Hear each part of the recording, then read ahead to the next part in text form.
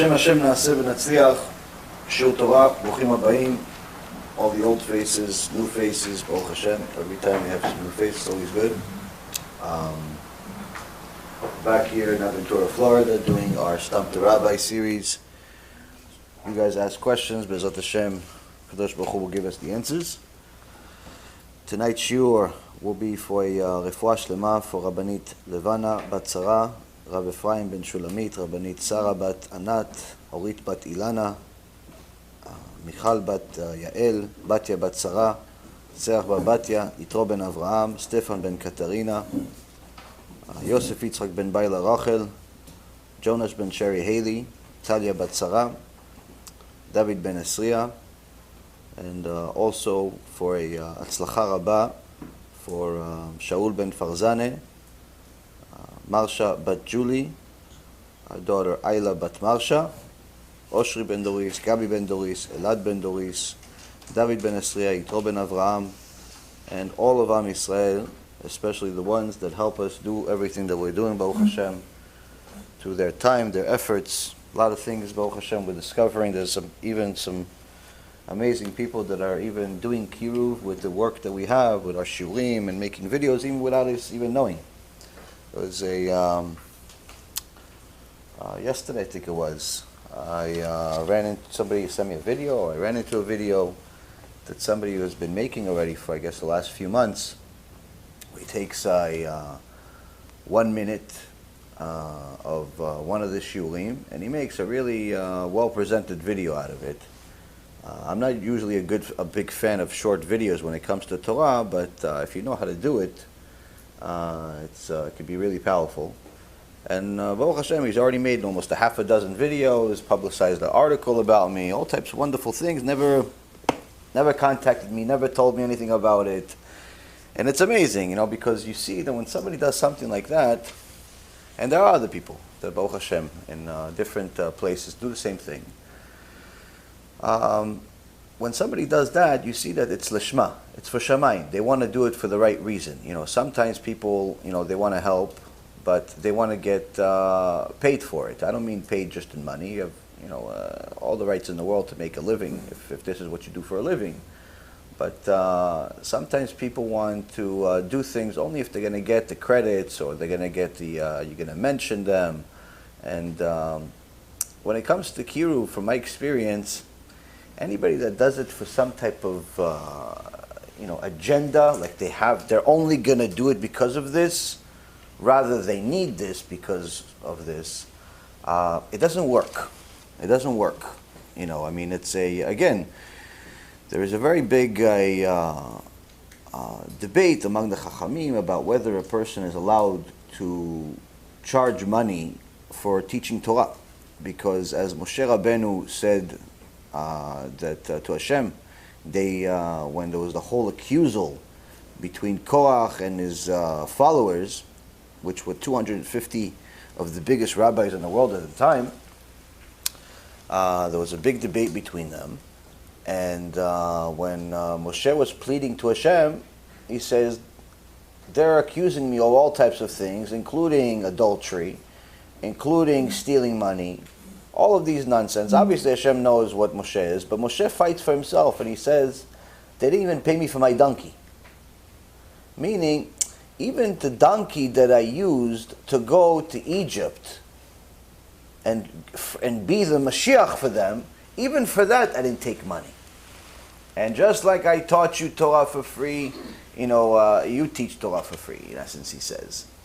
So the Rambam uses that, and he says that a person is not allowed to charge money for teaching Torah.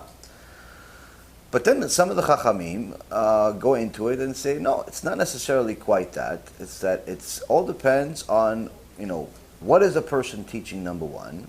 Is this something that he's doing as a, as he does it for a living? Is this something that could he be doing something else? So, in so many words, there's a very big debate between it. Why? Because it's saying, listen, you should teach Torah, should teach it, and you should teach it for free. But at the same token, how is a person going to eat? How's a person going to eat? So some people that are very, I guess, removed from the world say, no, you should always do everything for free. Okay, so how is the person going to eat? Oh, well, you should have worried about that before. Okay, so you do it too then. You do it too. So it's not realistic. So how does it really work? So the Chachamim explain is that it all depends on your opportunity cost. Opportunity cost. If, let's say, a rabbi is allowed to charge, or teacher, whoever is allowed to charge, what is opportunity cost? Meaning, if your time, let's say, is worth $500 or $1,000 or $2,000 or whatever it's worth, then that's what you're allowed to charge. Meaning, if with that time that you teach Torah, you could have made $1,000 doing something else, then that's what you're allowed to charge. You're allowed to charge because that's your opportunity cost.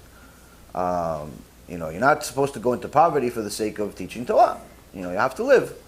Because if you would tell somebody, listen, you're only allowed to teach Torah if you go into poverty, no one would teach Torah. It would be very difficult. So that's why you'll see sometimes that there are people that charge for their lectures and pay him at the end. Okay. That's why there's some people that charge. So it's not necessarily a sin. But then there is also something that I learned from my Rav, that over the years, that there is something called siyata deshmaya, meaning there's special divine assistance from heaven that help a speaker influence the people to do the right thing.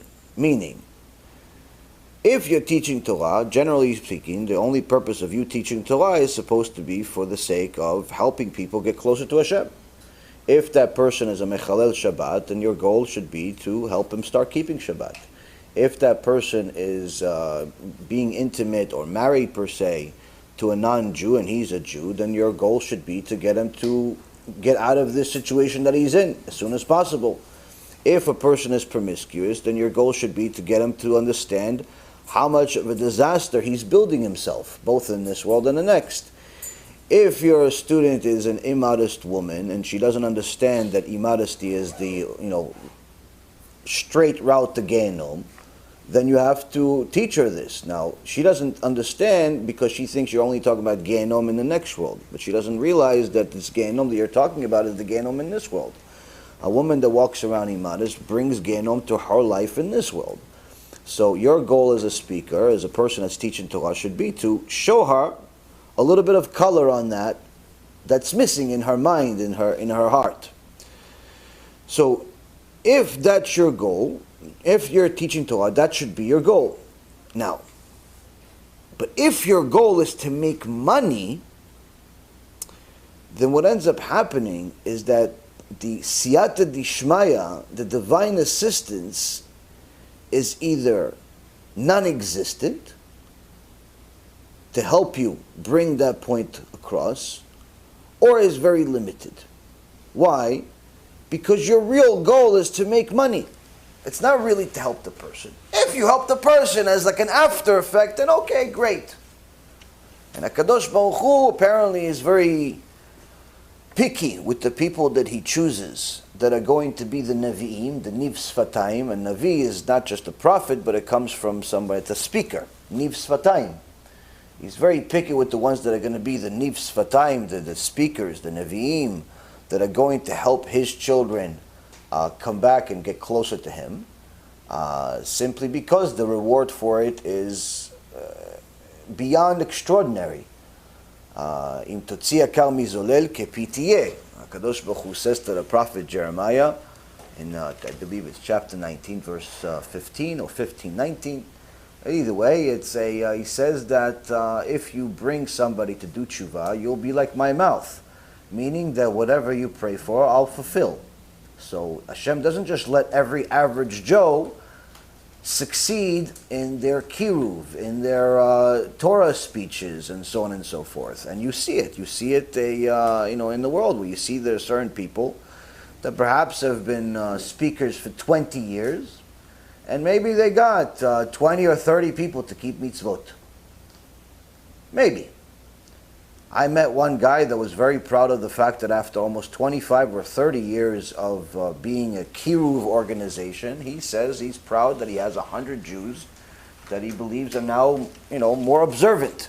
Now, listen, every Jew is a world in itself, but which is, of course, is very, very precious. But if it took you 25 years to get 100 of them to keep mitzvot, you shouldn't be proud of it, because that pretty much means you got 4 a year. 4 a year with today's technology is not enough, to say the least. To say politely, it's simply not enough, because even a person that doesn't speak, even a person that doesn't have a queue of organization, should be able to easily get 10 or 15 of his friends or colleagues or strangers to get closer to Hashem every year. So you see that there are certain people that are able to bring people to do tshuva in the droves, the dozens. Something that I think is one of the most astounding things in the world has happened quite a few times, but more so recently, is I see that Rav Ephraim, 99% of his lectures are online, where he doesn't have a large crowd in front of him. But something has happened over the last several months where he has an enormous following of secular, but I don't mean just secular like they live around a Jewish neighborhood and once in a while go to shul. I'm talking about as far removed as possible, homosexuals, drug addicts, all types of people from the people that are on like TikTok, that application TikTok, which I've never been on, Baruch Hashem, but somebody tells me that's like all the filth of the world is over there. Apparently something happened where every one of his shiurs, he has 2 live sessions at the same time, and he has like 3,000 people watching. Now, so the Facebook feed, you see 10, 20, 30 people watching. But the other feed is like 3,000, which is like ridiculous. And the amount of questions they ask, and it's so interactive and so on. But the point being is that a lot of other people get a lot of fans to watch. There are even some people that say, listen, I'm doing a lecture next week, 500 people will show up. A big audience doesn't mean much. Doesn't mean you have siyata deshmaya. Why do I mention this? Because during the lecture, which again is not in front of a living crowd like Baruch Hashem, you guys, it's online. There's a person, there's a camera, and people are watching it. At some point during the lecture, he starts asking, okay, who among us is going to start taking something on himself? Shabbat, tefillin, this, that. And you see the messages come in droves. I'm going to start keeping Shabbat. I'm going to start being modest. I'm going to start this. Dozens and dozens of people doing tshuva live. Never seen anything like this. Unbelievable. What does that mean? It's siyata deshmaya. Siyata deshmaya, because there's plenty of people that speak online and have YouTube videos and so on and so forth, but not everybody has that siyata deshmaya. So where does that siyata deshmaya comes from? If your primary goal is to help Klal Israel, HaKadosh Baruch Hu says, Kepitiyeh. You're going to be like my mouth. You say something, it's like I said it. And when Hashem says it, obviously people take it more seriously. On the other hand, if your priority is to make money, then HaKadosh Baruch Hu doesn't give you that same siyata deshmaya. So how do you know if somebody cares about the money more than they care about the people? Simply, ask him, what's your fee? He tells you, I charge $5,000 to come for an hour speech. Okay, fine. We don't have $5,000, but we have 500 people. We have 100 people. Would you come? If he's local, 100, 200 people. If he's far, 500 people. Would you still come? We don't have the $5,000 though. If the answer is no, that means that the priority of that person is money. So he may very well, or she may very well be very entertaining, but they're not necessarily going to influence anyone to change their life. Because that's in essence what's supposed to be the goal of the speaker, is to really influence you, not just during the lecture like a movie, le'avdil, where you're influenced during the movie, you get emotional, maybe a few tears come out of your eyes, and then 5 minutes after the movie, you're back to your life, back to your stresses, back to your problems, back to your anger, back to everything else. The point of a Torah lecture is supposed to be that the impact of it is not just going to stay with you during the lecture or after the lecture, but will be strong enough that will impact your life. Meaning, you decide live, I'm going to change my life. How? I'm going to do one of those things that he said. I'm going to do one of those things that she said. Now, how does somebody have such an impact? Simply, Kadosh Baruch Hu decides this person is going to have siyata deshmaya. When his words come out, it's going to hit certain people. And you see it many, many times. People tell me, listen, Rabbi, I can't believe it. I came to the lecture, and I was thinking already on the way to the lecture, I was going to ask you a question after the lecture. I had 3, 4 questions, but you answered them before I asked. I said, it has nothing to do with me. It has to do with you. You wanted an answer. I wanted to help. Baruch Hashem, HaKadosh Baruch Hu did a shidduch. Simple. So that's the thing. It's if a person thinks of kiruv that way, thinks of helping people that way, then they can succeed even without being a speaker. Because many times people ask me, listen, I don't know what to do. I have friends, family, and so on, colleagues that are, either, off the derech or idol worshippers and so on and so forth. And I tried sending them some of the lectures and I tried sending some of the videos, but it's not working. The question is, why is it not working? Now, surely it's very easy to blame them. It's not the time. They're not receptive. They're glued to the impurity. Sure, that's the easy thing to do. To just blame everybody else. That's what Adam HaRishon did. Kadosh Baruch Hu says, what'd you do? You ate from the tree of knowledge? You go, no, the wife that you gave me. The wife that you gave me, meaning he's blaming Hashem. So he goes to HaBa, goes to Eve. What'd you do? You ate from the tree of knowledge. You gave it to Adam too? So, no, it was the snake. He enticed it. It's him. Kadosh Baruch Hu didn't like that. Kadosh Baruch Hu didn't like that at all, and he punished him. So for us to just blame everybody else, the reason why they're not doing tshuva is because they're not receptive, or better yet, the speaker's too strong. That's the best one. No, listen, Rabbi, do you have a shiur that's not so strong? Because I think it's turning off some people. Because that shiur that you did, I liked it, but I'm at that level to like it. I need to give it to certain people, and it needs to be like PG. It can't be like rated R. It has to be a little low. You have something like that? You, my friend, are mistaken. The shiur is a shiur.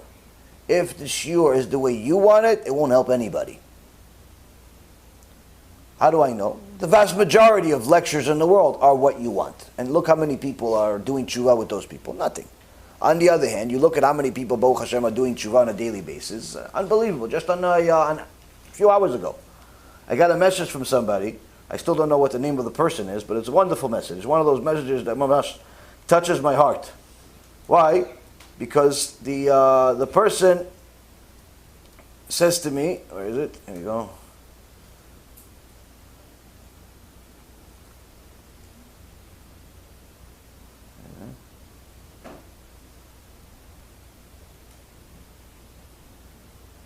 Of course, I can't find it on time.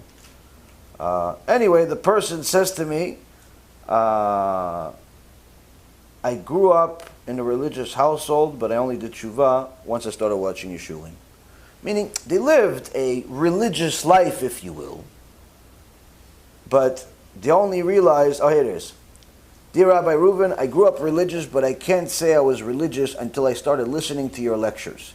Thank you so much for teaching me what it really means to be a Jew. I don't think there's any way to really, truly thank you enough. Now, again, I don't know who this person is. They're from a different country. I believe they're from the UK, I think, or some other country.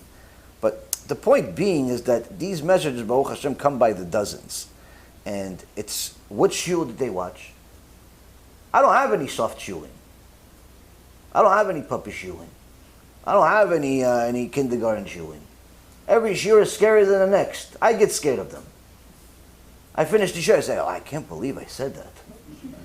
Wow, scary. And then some of the guys, God bless them, that make movies out of my shulim. I'm like, wow, that's scary? He does things with my voice. I'm like, I really sound like that? But that's what gets people to do tshuva. That's what wakes people up. Why is it that the scary stuff wakes people up more so than the lovey-dovey stuff? Because you can see, listen, there's a lot of lovey-dovey rabbis, a lot of Care Bear rabbis, I like to call them. A lot of them. And you can say, listen, they're saying nice stories. to get people to perhaps maybe light some candles on Shabbat. Maybe they'll get them to put on tefillin here and there. Maybe they'll get them to watch some more lectures, perhaps donate. But for all intents and purposes, you're not getting anybody to change their life. What's changing their life? He's married to a goya. She's married to a goy, and you got them to get a divorce. Not by telling them, listen, I'll wait for you at 5 o'clock in the morning, get your bags packed, I'm picking you up. Not that. Simply, you said something on a lecture, explain to this person what kind of danger they're in, they've put themselves in. They try to rectify it in whatever way they can.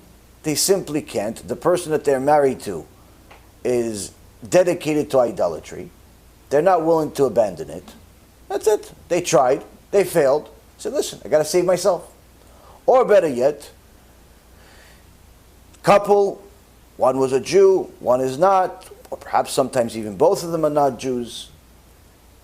They watch and they realize they're living a forbidden life. They're living a forbidden life. You get them to do tshuva. If they're intermarried, you get one of them to, want to convert and eventually to convert.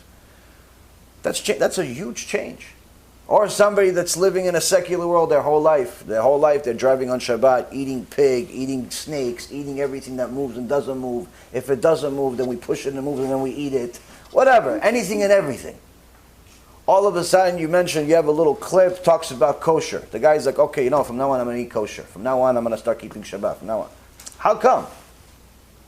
How could that be? That's changing somebody's life. But you know what the biggest change is? The biggest change, from my experience, and I believe that there is no doubt that this is indeed the biggest change that somebody can do altogether, in anybody's experience, is getting someone to stop immorality. If it's a man, stop wasting seed. Stop being promiscuous. If it's a woman, then stop being promiscuous. Stop, obviously, doing anything that's forbidden with herself or with others, and also become modest. If you can get a person to change their life in such a drastic way, you're a superhero. Why? Because that is a brain rewiring, a heart rewiring about simply how you look at life altogether. And if you're able to get somebody to, let's say, keep Shabbat, it doesn't necessarily mean they're going to go to heaven. Why? Because he can keep Shabbat, but he's still married to a non-Jew. She can keep Shabbat, but she can still be doing all types of filthy things and walk around immodest and so on. So the Shabbat in itself, or kosher in itself, or even learning a little bit in itself, is not always enough to rewire the brain and the heart of the person.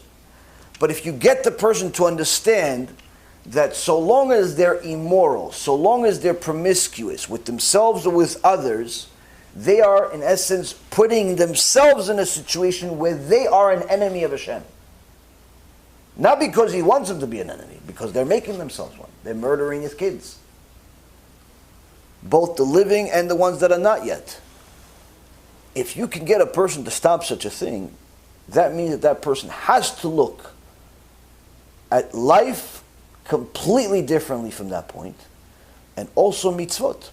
Why? Because there's no way that you're going to convince that person to stop being immoral simply because it's unhealthy. Oh, listen, wasting seed, being promiscuous, maybe it's not good for health because of the brain cells, or perhaps maybe you can get an STD, or perhaps maybe this and that. No, you're not going to get somebody to stop for that long. No. Why? Because the Yetzer Hara will have 1,000,000 excuses. The only way you get a person to stop doing all that stuff is simply by telling them this is the will of Hashem. The will of Hashem is for you to stop. And once a person accepts that will of Hashem, all of the other mitzvot become easy. All of the other mitzvot become easy. Keeping Shabbat becomes easy and even pleasurable. Learning Torah becomes easier and even pleasurable. It's like, listen, I'm already changing my whole lifestyle and mentality. Let me at least find out why. Now, to do such a thing, to get somebody to stop being immoral, according to the Torah, cannot be done in a lovey-dovey way. Simply can't. Simply can't. You can't teach the subject that way. You can't teach the subject, listen, wasting seed is not good. The end. The guy's looking, he's like, oh, I'm going to prove it to you it's good. Let me show you my girlfriend. Let me show you my boyfriend. Let me show you movies. Wait, it's not good. Who says it's not good? God says it's not good. Maybe God does make mistakes, huh? The guy's going to think, what do you mean it's not good? Unless you tell the person, listen, Habibi, every single time you waste seed, you are murdering people. Every single time you, woman, walk around immodestly, you're not only murdering people, but you are actually bringing poverty, the Gemara says. You're bringing poverty to your husband and your kids. So much so, the Gemara says that the kids will be considered as if they're nothings in the world. What does that mean? You ever meet, sometimes there's certain people that exist in the world, and it almost seems as if they don't exist. Meaning, like, there are certain people, they stand out. They stand out. This guy, this woman, they're a go-getter. They do stuff. They're part of the community. They build things. They make things. They're somebody. Like everybody, oh yeah, that guy, yeah, I know him. People know who this person is. There's always those people, Baruch Hashem. But then there's somebody that's almost like wallpaper. You don't notice that they're even there. Like whether they showed up to the party or not, no one knows. Whether they attend the same school, no one knows. Whether they existed and they lived in the same neighborhood. Oh, you're visiting? No, I live here for 15 years. Come on, seriously? Yeah, I live for 15 years. Where do you live? Next door to you. Wow. Really? Are you serious? Yeah. Some people like this. There's some people like this. Now, if that's intentional, because the person is very modest, they are to themselves and they're learning and they're doing their thing, not necessarily a bad thing. But the Torah promises otherwise. Torah promises that if you learn Torah and you are that way, and you are doing everything that you're doing, your modesty, your seclusion is for the sake of heaven, Hashem will publicize it at some point, meaning it won't stay that way forever. At some point, your kedusha, your holiness, your glory will be publicized to the world. Because that's a kiddush Hashem. Meaning that if a person is not that way, he's not learning Torah all day. He's just an average guy, average Joe, keeps or doesn't keep. But he's like wallpaper. What does that come from? That comes from a modest mother. Why? A king, no matter what he does, will always be recognizable. When a king walks into the room, everyone's quiet. Everyone's quiet. We learn this from a midrash on the mikre of what happened with Eliyahu Navi after he ran away from Achav, and HaKadosh Baruch Hu commanded him to go to Mount Sinai, Mount Chorev, and the Tanakh says that first there was wind, and then the Bat Kol came out and says Hashem is not in the wind. And there was an earthquake. It says Hashem is not in the noise. And the Gemara says on this, when the king, when did Hashem eventually come to Eliyahu Navi? When it was all quiet. So the Gemara says, from there we learn that when the king arrives, everything's quiet. There's no rah, rah, rah, nothing. Everything's quiet. Why? It's the king. Everybody knows it's the king. You don't need a big show. That's the king. And there's nothing the king can do about it. The king will always be recognizable as the king. When HaKadosh Baruch Hu wants to show his glory, he doesn't need much. Look at the world today. A year ago, the world thought that everybody was on cloud 9. Most powerful armies in the world thought they were the most powerful. Most powerful economies in the world thought they were the most powerful. Most powerful politicians in the world thought they were most powerful. Everybody thought they were powerful on cloud nine. Some people even thought maybe I'm never going to die because I have so much money. Some people thought they're going to rediscover the wheel, go to different planets, maybe mutate humanity to the extent of making multiple people from one cell, and so all types of crazy things that people do. And everybody was doing good. Why? Because there was a lot of money, a lot of sustenance. The economy was doing good. More or less relatively peace in the world with the people that you want to have peace with, and war with the people that you just can't have peace with anyway.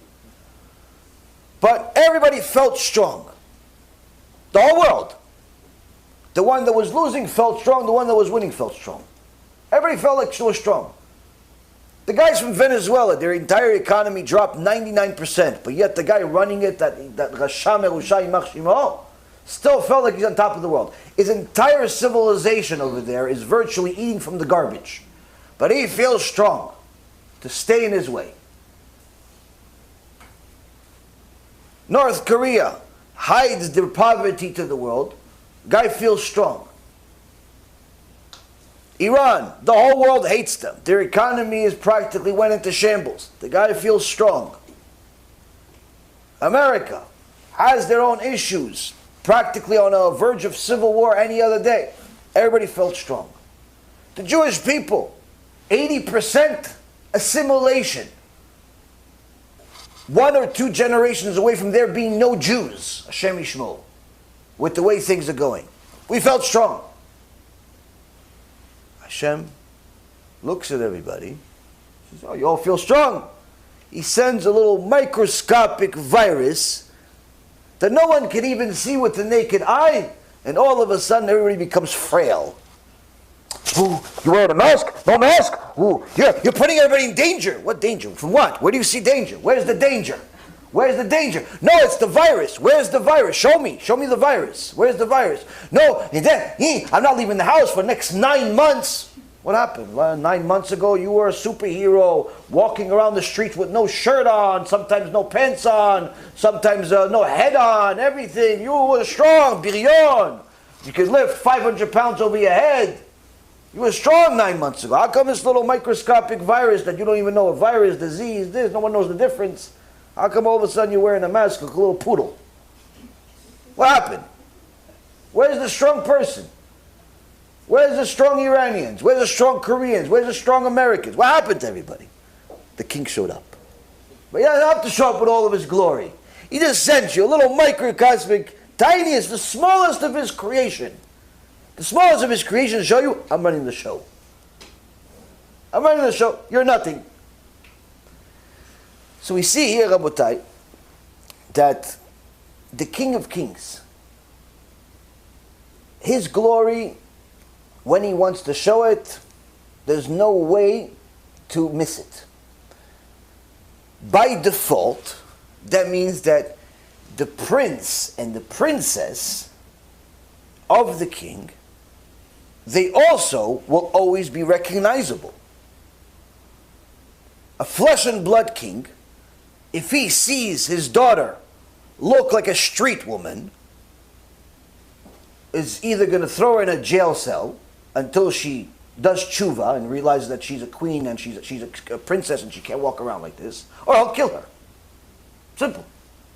If he sees his kid, if he sees his son walking around like some thug with his pants down and he has a limp like he just came out of prison or something, guess what? He's going to put you in prison until you realize you're not a thug. You're not from Harlem. You're not from the projects. You're a prince. So no matter what the prince or the princess wants to do, they have to continuously look the part. Throughout all of the generations, since the time we received the Torah, and even beforehand, from the time of Avraham Avinu, the Jewish people have always been recognizable, and we stood out like a sore thumb everywhere. No matter how big the civilization was that hated us, that was running the world, we stood out. The Assyrians conquered the whole world, but yet they cared about the few Jews that were around them. Few, minor, not even a small neighborhood. They cared about it. What did Hashem do? Destroy the Assyrians. Those few Jews suffered a little bit, but until he destroyed the Assyrians. The Babylonians conquered the whole world. 127 countries. Hashem said to the prophet Daniel, tell Nebuchadnezzar he's going to be the strongest king that ever lived until Mashiach arrives. Mamash, a promise from HaKadosh Baruch Hu. He conquered the whole world. What did he care about? Few Jews. Few Jews. Not even a small neighborhood. He has millions of people. Few Jews he cares about. We stood out. We're the story. Same thing with all of the other civilizations. We constantly stood out. Why? Doesn't matter how great in number you are. As Hashem says to Avraham in this week's parasha, doesn't matter how great in number you are, choose you, you're the smallest number. But still you're always going to stand out. And the world population today is nearly 8 billion. We're not even a rounding error as far as our population of Jewish people in the world. Yet we stand out constantly. So the prince and the princess, whether they like it or not, the world identifies them. The world recognizes them. The world sometimes can't stand them. But needless to say, knows that they exist. Now, how many Mongolians in the world are there? Does anybody know? How many Japanese people are in the world? Does anybody know? There's a lot of Japanese people in the world, you know? You don't know. There's a lot of Mongolian people in the world. You know that, right? No, you don't. How many Kazakhstanian people are there? How many Georgian people are there? Do you even know where Georgia is? No, not the Georgia that's next to Florida. Georgia, the country. Did you guys even hear of Georgia before? Japan, probably, because you have a Sony something in your house. But the reality is there are so many huge countries, huge civilizations you've never heard of before. And yet they have 50, 100 million people. You never heard of them. Jews that are spread around the whole world. Few million here, few million there, finished. That's it. It's not like a few million everywhere. Half of them are in Israel, half of them are in America, a few small little tidbits around the world. Australia, England, so on and so forth. That's it. But you hear about them every day. Why? Kadosh Baruch Hu says that's the prince, that's the princess. I'm going to make sure you realize who they are. But yet, the whole point is that among ourselves, there are princes and princesses that can live an entire life as if they didn't exist. Like wallpaper. He could live next door to you, you never knew. She could live next door to you, you never knew. How could it be? I mean, you're the prince, you're the princess.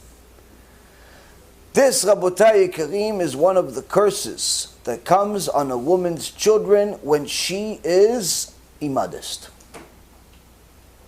Because HaKadosh Baruch Hu says, a woman that's modest understands that she is a princess, and therefore her children will be kings, Gemara says.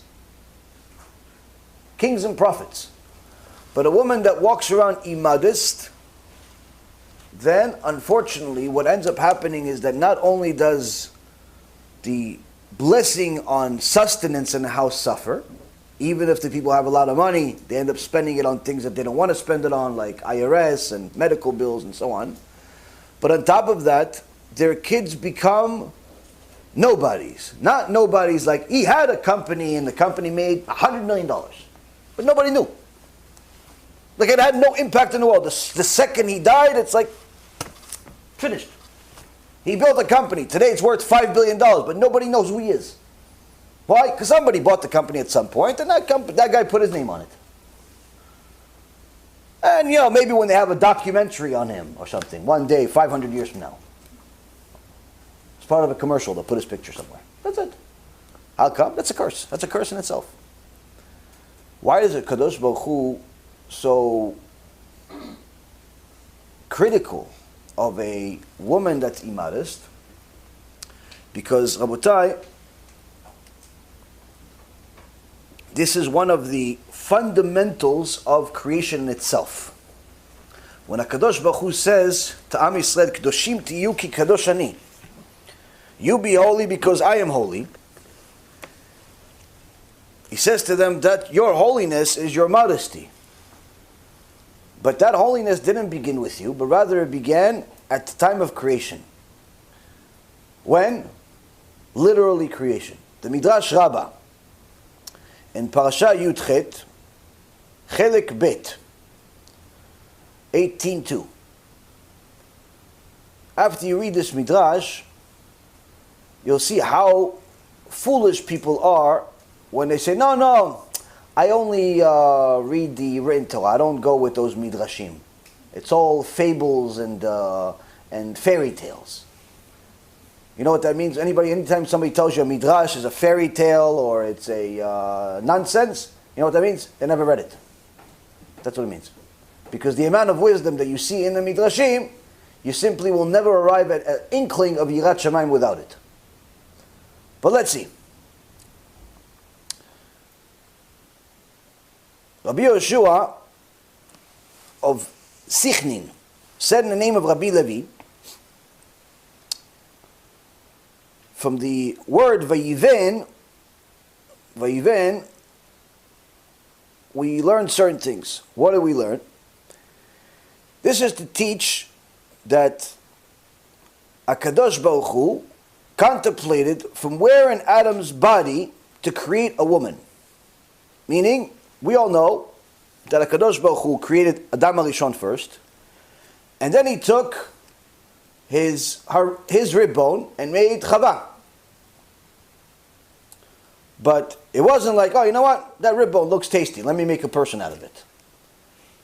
What the Midrash is trying to tell us is the thought process, the divine thought process that went into why the rib bone and not the toe? Why the rib bone and not the nose? Why the rib bone and not one of the fingers? You got 10, maybe take one off. That's it, you got 9. You don't need all 10. Why the rib bone and not maybe, somewhere else? Why this one?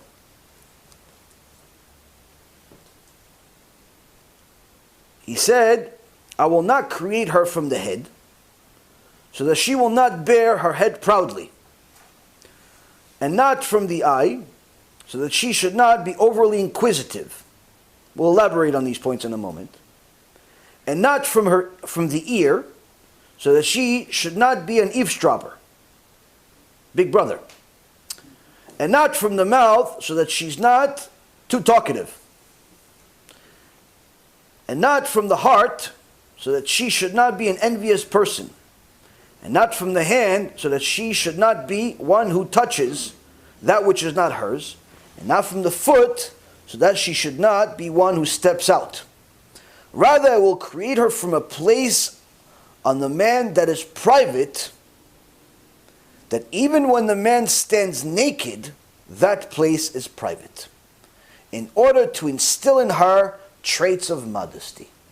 Meaning, HaKadosh Baruch Hu chose a section of the body that even if a man were to stand naked, it's still covered. And there's really only one part of the body, and that's the ribs. Why? Because your arms are covering it at all times. I mean, even if you walk, you don't walk around with your hands up all the time. Generally, naturally, person covers their ribs. That's modesty. Why? The source had to be modest. Why? To instill modesty in her. Now you're going to say, wait a minute, but we also know that when Hashem first created Adam and Chava, they're walking around naked. So where's the modesty? From here we learn modesty is not only your clothes.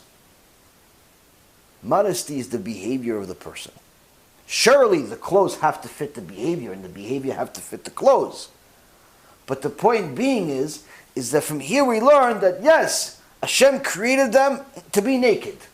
Only because they sinned are they now, and we are supposed to wear clothes. But modesty was still expected from the moment of creation despite being naked, because modesty in its real source of it is the behavior of a person. So then he continues, and with each and every limb that God created in the woman, He would say to her, be modest, be modest. He put the little finger in there, be modest. He put another finger, be modest. Put another finger, be modest. Another finger, be modest. The jaw, be modest. The toes, be modest. And so on and so forth. Every little inkling of the woman's body, every bone, every, anything that He has in our body, He talked to her and said, be modest. That's your whole job in the world. And yet, nevertheless, God said, and you rejected all my counsels, as it says in Proverbs 125. V'tifreu kol ha'etzati. Despite all my advice, I told every single finger to be modest, every toe to be modest, every leg to be modest, every head to be modest. You still didn't listen to my counsel, He says. You still didn't listen to my counsel. I did not create the woman from the head, yet at times she bears a head proudly, as it's stated in Isaiah 3:16, because the daughters of Zion are haughty, walking with outstretched necks. She walks around conceited. Why? She just finished her diet. She lost 50 pounds, so she wants the whole world to know. Look at me, look at me. Hashem doesn't like that. You lost weight, you gained weight. Who cares? Your husband, Baruch Hashem. You, Baruch Hashem. Everybody else shouldn't even know. Shouldn't even know. Why? It's not their business. If you want your body to be everybody else's business, it's the opposite of the point of your creation. The second you tell the world that your body's public property, you are now literally working against the instructions of the manufacturer. Because he told you the whole point of why I didn't take a piece of Adam HaRishon's head and make the woman out of this is so she's not proud. She's not arrogant. But you, talking about your body, talking about your things and this and that, all types of surgeries, what are you doing? You're not listening to Hashem's counsel. And not from the eyes, yet at times she's overly inquisitive. As it's stated, and gazing eyes. What are you doing? Nothing. No, I see you're doing something. Yeah, I'm doing something at my house. Why do you care? You're my neighbor, not my wife. You're my neighbor. Why are you always looking at somebody else's stuff? Why? Oh, did you see, honey? Did you see what they did to their house? No, I didn't see. What happened? Oh, they just got an extension. Oh, why do you care? I don't know. I thought maybe we should get an extension. Do we need an extension? No, but they're getting an extension. It would be weird if they got an extension to their house and we don't have an extension to our house. Why are you looking? Why are you constantly looking at your friend, at your colleague, at your enemy? What business is it of yours? Hashem did not create you from Adam HaRishon's eyes specifically because He wanted that you don't look elsewhere. The only place to look at is your own 4 amot. Your own life. You want to focus your attention? Focus it on your husband. Focus it on your kids. That's it. You have extra time? Honor your parents. That's it. Finished. More extra time? Do chesed. Kindness. Go find some poor people. Feed them. Why are you wasting all this time looking at everybody else's life? Because once you do that, Lashon Hara is its brother. You start looking, you start talking. It's one comes with the other. It's a package deal. 2 for 1. Same price. When you do it, you're defeating your whole point of creation. And not from the ear. Yet at times she's an eavesdropper. As it says in Genesis 18:10, now Sarah was listening at the entrance of the tent. Even Sarah Imenu, Kodesh Kodeshim, Malach Hashem. When Avraham Avinu was sitting with the angels, he thought there were just 3 different Arabs. He didn't know they were angels. And one of them says, where's Sarah, your wife? So shows Sarah is modest. She's not hanging out with the guys. Unfortunately, like today's women, you see sometimes the women hanging out with the guys more than the guys hanging out with the guys.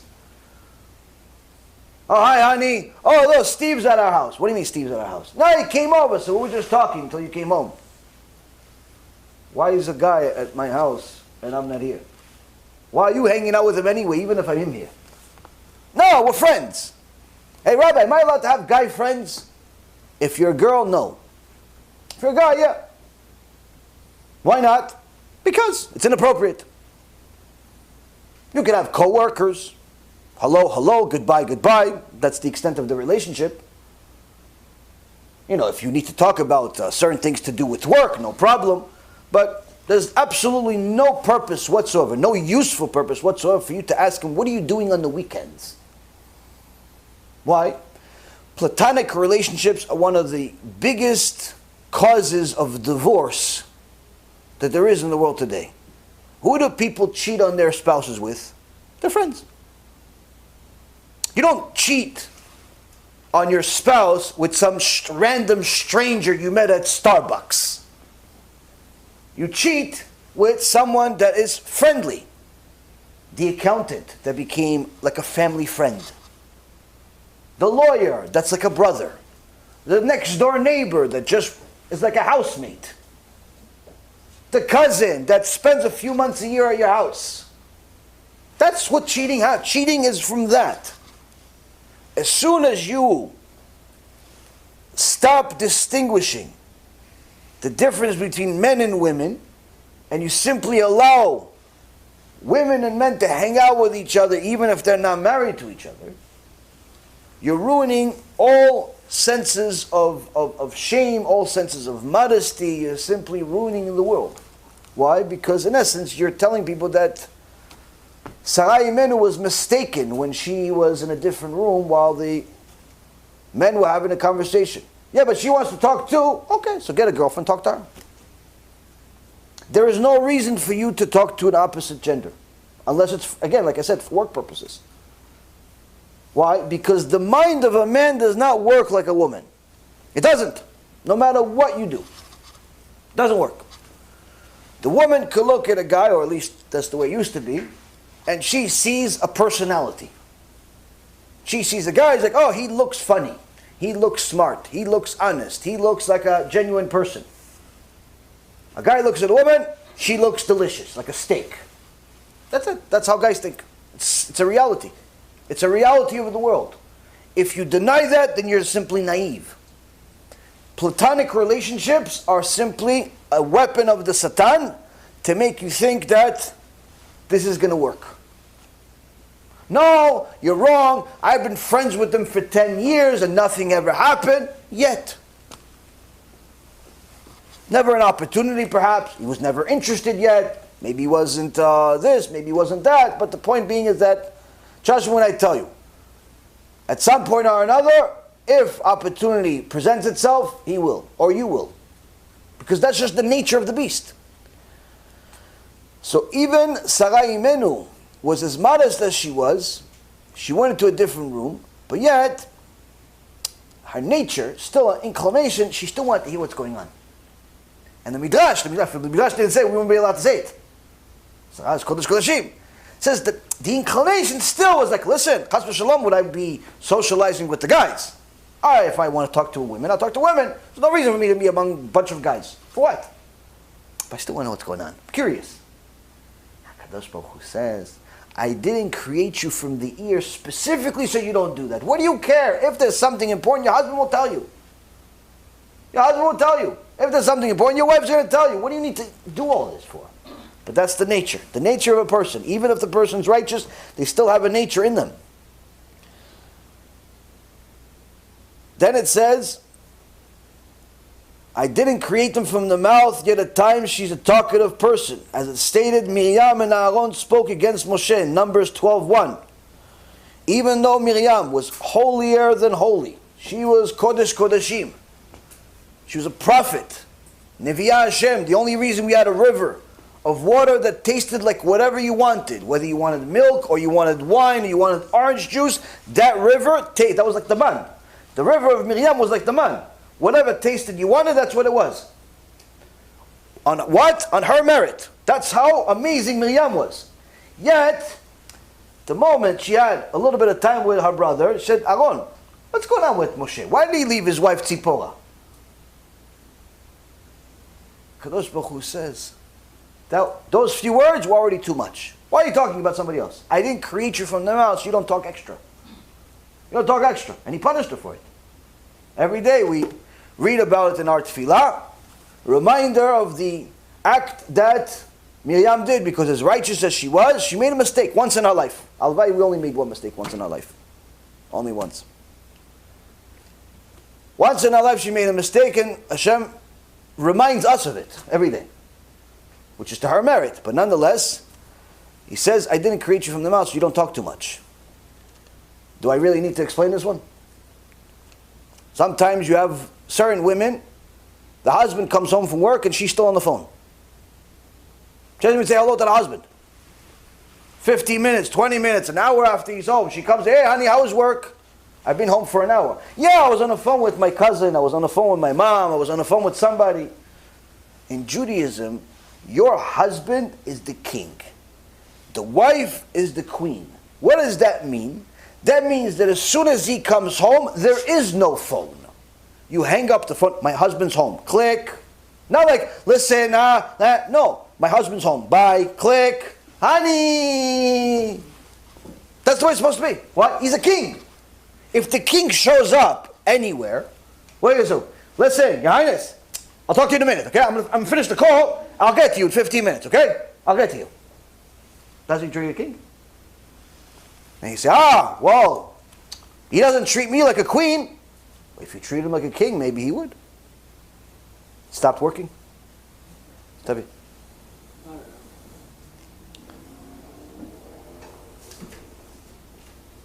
But why is she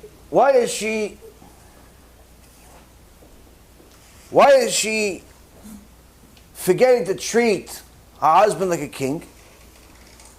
She's too involved in her own talking, in her own conversation with her girlfriend, with her mother, with her cousin, with her sister, with somebody else. She's so involved in somebody else's life, she forgets the responsibility of her own life. She forgets that the king just showed up, or maybe the little princess and the princesses, which is our kids. Kids show up at the house. She doesn't even notice. Why? She's busy with other stuff. Your kids are home. Your responsibility in the world is your husband and kids. And HaKadosh Baruch Hu says, I did not create you from the mouth specifically to try to remind you not to waste so many words, because wasting so many words is going to lead to problems. Number one, it's going to lead to Lashon Hara, which in itself could cost you heaven. Number two, simply talking so much about other people's lives will make you live through them vicariously, to the extent where you'll forget about your own life. You're so busy talking about other people's life, you forget about your own life.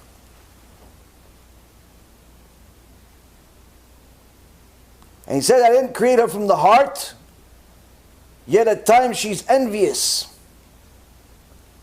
As it says in Genesis 31, Rachel became envious of her sister. Why does HaKadosh Baruch Hu say that envy, jealousy of other people, is such a terrible thing that anyone that's jealous will not be resurrected with the dead? They may still go to heaven, but they're not going to be resurrected with the dead. They lose the merit of being resurrected with the dead. One day after Mashiach comes, 40 years after Mashiach comes, there's going to be a resurrection of the dead. All of the righteous people that have lived in previous generations, Moshe Rabbeinu, Avraham Avinu, Yitzchak, Yaakov, David, Shlomo, Rabbi Akiva, all the sages, all the tzaddikim, the ones you know about, the ones you don't know about, they come out, they live in this world for 1,000 years. If a person dies, a jealous person, they lose that right, even if they keep mitzvot. They may still go to heaven, but they lose the right to be in this resurrection of the dead. Why? Because jealousy is a form of heresy.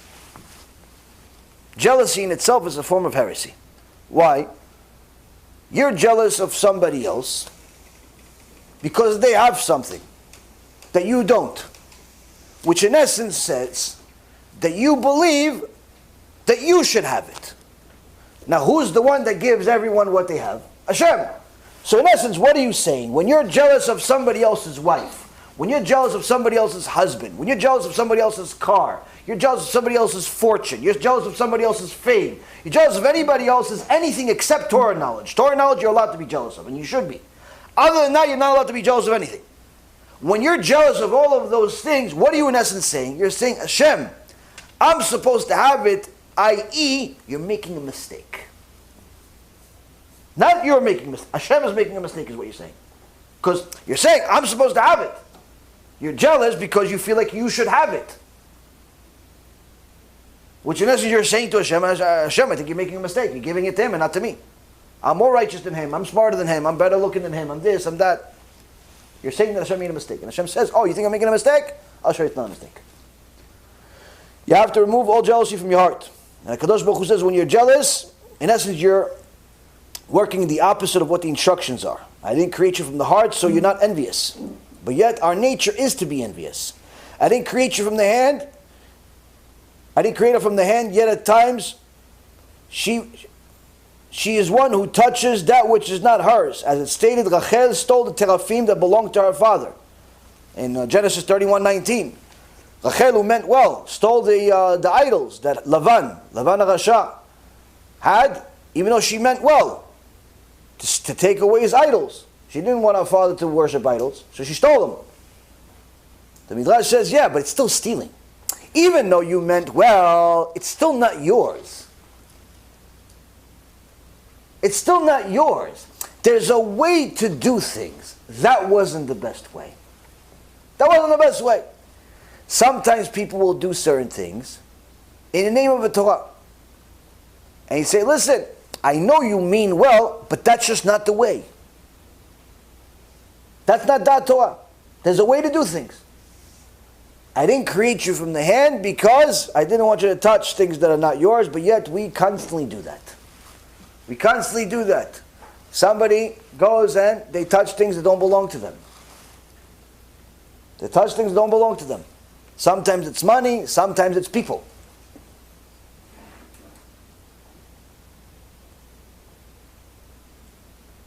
And not from the foot, yet at times she is the one who steps out, as it stated. Now Dinah, the daughter of Leah, whom she had born to Yaakov, went out to look over the daughters of the land. I didn't make Chava from the leg. So you don't go waltzing around the malls just to see what everybody's wearing, what's the fashion today. Go walking around. Why? I have nothing to do, so I'm just going to walk around. Why? What purpose is it going to do? If you have a purpose, you need to go buy something, go buy something. But just go waltzing around doing nothing, it's the opposite. Why? Kol hakvuda bat melech pnima. All of the honor of the daughter of the king is inside. Meaning, modesty is not just to keep certain things in your house, but even yourself in the house. Why? Because there's problems outside. Even if you are a righteous woman. Dinah was a righteous woman. Young girl. She said, listen, I just want to go walk around just to see what the other girls are doing. Hashem punished her severely. She got raped. Why? What do you care what they're doing? What difference is it to you what they're doing? The point being, Rabotai, is that when a person understands that Hashem went to the extent of choosing the rib bone in order to have modesty instilled into a woman, you see that it's not, he just chose that because of that first thing that I said, because the arm covers it. But rather because there's a reason why he didn't choose anything else also. When a woman understands the depth of modesty, and she understands that this is her crown of glory, That's your crown of glory. When you're a modest woman, that's your crown of glory. So much so that when a woman is immodest, the house itself gets cursed to the extent where the husband loses sustenance, the kids lose sustenance, and like I said, they even lose recognition that they're daughters and sons of kings. But even more so, when she is modest, it's the opposite. When a woman is modest, HaKadosh Baruch Hu blesses the husband's parnasah. So even though the husband is the one that went and made 100,000, 200,000, 500,000, the blessing is coming from the wife, not from him. Not because he's a hard worker. Meaning, if she wants a credit card with no limit to go buy whatever she wants, say, please take it. Why? The only reason why you have sustenance is because of our modesty. The only reason you have any sustenance, your blessing and your sustenance, is because of our modesty. That's the reason. Never be cheap with a modest woman. If she's not modest, be as cheap as possible, so at least she makes less sins. But that's the reality. That's the reality. So when a woman understands how to view modesty and see it as a crown of glory, then she says, you know what, maybe I should be. But to get a woman to that extent, you have to teach some things that are hard to hear. You have to teach some things that are atrocious to hear. But nonetheless, to get a person to desire to change their entire wardrobe from a Shem Yishmo, what people have today, to a kosher wardrobe, you have to rewire their brain, you have to rewire their hearts, and the only way to do that is by telling them some things that are a little hard to hear. So with that being said, there's a lot more to say, but like I said, I want you guys to talk. I actually didn't even plan to say that much. But anyway, hopefully you guys have some questions. Elchanan, if you want to start, or give it to somebody else. It's in regards to working with people, and if you're working, let's say you have a job to do for someone asks you to do a job for them, and it's a certain amount of money, and you go there and you perform the work because you know more or less what the problem is, and a few days later the same problem happened. You go again, you fix the problem because you know generally what it will be, and again a few days later the same problem. Then when you do search and it's manufacturer, so the money you got paid, is it like, since the job wasn't completed like they wanted, do you return that money, or that money is still yours since you spend the time to do the job anyways? You ordered some, I'm sorry, I lost you at some point. Repeat it again. So okay. You were asked to do a job. Yes. So let's say you're fixing something. A job to fix something, to like fix a service something. job, or yeah. the job like you're providing a product? Okay. No, a service job. Okay. Like, someone has their computers broken, and they want it to be fixed. You did the job, and then you fixed it, and you came back a few days later, it's broken again. You fixed it, and broken later. Yes. You have to charge them every single time. So, but since the problem wasn't resolved, at the end of the day, it's not because of the work wasn't done. It was done, but it was manufactured. The problem was okay. like the printer was bad and it's not connecting. Okay, I got you. Okay, so you got hired to do a service job, and you did the job. You serviced it, but it kept breaking because the actual product in itself is broken, not because of you. You still charge for your time. You still are entitled to get paid, because in the business world, it's not like the Torah world. That's the major difference between the business world and the world. In the business world, whether you succeed or fail, you still get you charge. You charge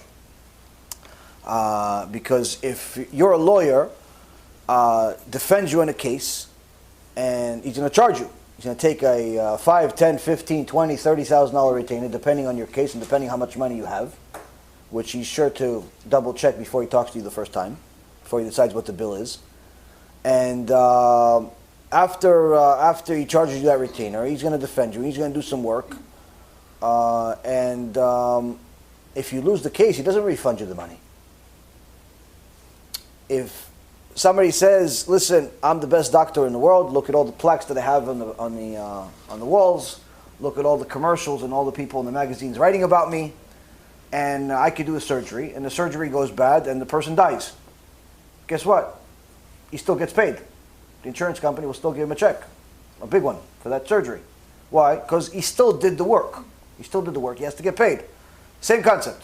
You got hired to do a job under the understanding that it is not an unsolvable problem, but rather it's a solvable problem. Because had you known, and had the owner known that this is not a solvable problem, you would have never agreed to do the job. You only agreed to do the job because the owner, in essence, gave you information under his understanding or her understanding that this is a solvable job. They just don't know how to do it. They need to hire you. So you only agreed to come because it is a solvable job. You would have never come and done what you did had you known that you can't fix it. Therefore, you have to get paid, even though the job itself could not be done, because it's not your problem. It's not your job to fix. You did what you had to do, and that's in essence that's the truth. Now, you have to feel bad about not solving it. The person will feel like, oh, you never give me the solution, so you don't have to feel. Does the doctor feel bad that he killed the patient? Yes, but he still charges the money. Why? Because he still did the job. He still has to get paid. He still has employees. He still has to keep the lights on. Does the lawyer feel bad if he loses the case? Maybe. I'm not really sure about them. But assuming he does, assuming he has a heart in him, and he does feel bad, then he still charges the money. He's like, listen, I feel so bad, let me give you the money back. Never in the history of man has that happened. I know, I spent over $500,000 on lawyers. I have a Harvard degree in lawyers. After you spend $500,000 on lawyers, you can know everything about lawyers. All types of lawyers. Big lawyers, small lawyers, stupid lawyers, other stupid lawyers. Some smart ones here and there, but still not necessarily the best. Point being is, it's the lawyer takes the job. I'll give you a situation of a lawyer. I had an agreement. I was going to sell a piece of my business for a valuation of, I think it was $48 million. And I was going to sell it. I was going to get $4.8 million from the guy. He was going to buy 10% of the business. And long story short, he had to come up with the money by selling a piece of real estate. And, or not selling a piece of real estate, by borrowing some money against one of his real estate. Long story short, he needed some liquid money and to do some other deal that he was doing. And yes, he's like, listen, do you know anybody that come up with a $500,000 or $1 million? I was like, yeah, I can give you $500,000. You're giving me, once we finalize this deal and you get the money for what you're doing, I'm getting $4.8 million from you. So, you know, we're doing business. It's not like I don't know the guy. So I said, I'll give you $500,000. And we'll have the agreement that, we'll add this to the agreement that you're not only going to give me the $4.8 million, but you'll give me now $5.3. Because you owe me $500,000. But there has to be a separate agreement for this $500,000. So the lawyers drafted up an agreement. They charged me $17,000 for this agreement. Now, when a lawyer charges you $17,000 for an agreement, you don't spend too much time double checking it. Why? Because you spend $17,000 on 4 pages of paper, surely somebody out of the 800 lawyers they have double checked what they're doing. So I signed, he signed, I sent the money, and I'm still waiting for the money 10 years later, 14 years later. How come? How come I'm still waiting? Because the whole market crashed within the deal, meaning he never got the money for that real estate that he had. He ended up losing the building. And on top of it, the stupid lawyer, which was one of the top law firms in New York and probably in the country, the dumbest lawyer on planet Earth, charged $900 an hour. What did they do? They made the future ownership in my business that the guy was going to own the collateral for the $500,000 that I gave him. Meaning, they made something he doesn't own yet the collateral for the money that he owes me.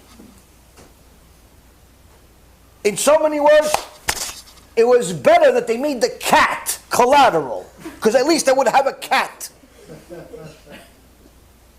But that's what happens. So trust me, lawyers, and you know what the best part is? They still want the money. They still, listen, we did the job, we messed up, but we still want the money. Still want the money. So they feel bad? No. Point being is this. Choose your lawyers wisely. That's point one. Point two, double check everything and don't trust anyone. That's point two.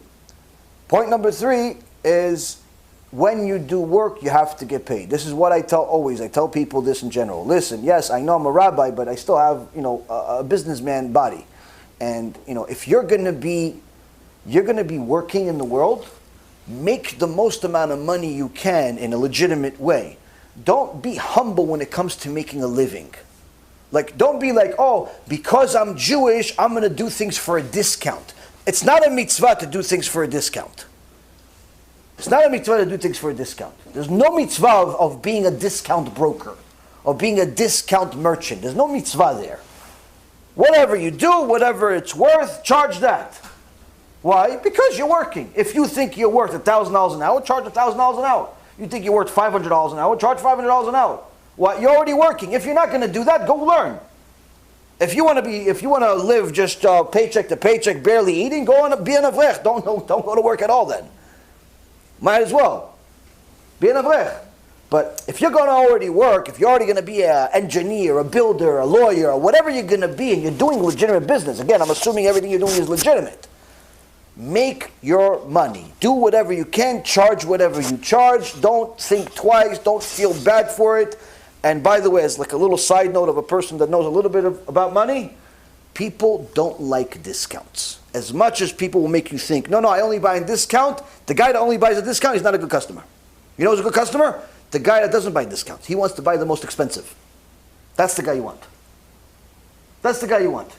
Who are the most successful companies in the world? It's not the dollar stores. I promise you. Dollar stores are always on the verge of bankruptcy. You know who's the most successful? Apple. Coca-Cola. Why? Because they charge a lot. They charge a lot, but they make sure it's worth it. They're the first company said, listen, you want a phone? $1,000. What do you mean $1,000? I could buy a phone for $50. I get for free. Why would I buy a phone for $1,000? Because it's the best. And they delivered. And now they're, $500 billion company, whatever they are. The point is that people want to pay more, but they want to get what they want. So if you can deliver what people want, you should feel perfectly fine charging whatever you want to charge for it. But if you're, if you're a con artist, then it's better you charge for a discount. At least you'll go to Gehinnom for a little shorter time. But the point is that, if you're doing business honestly, with integrity, don't be a discount broker. Don't be a discount person. Charge your money. Do your thing. And it's not a sin to make money.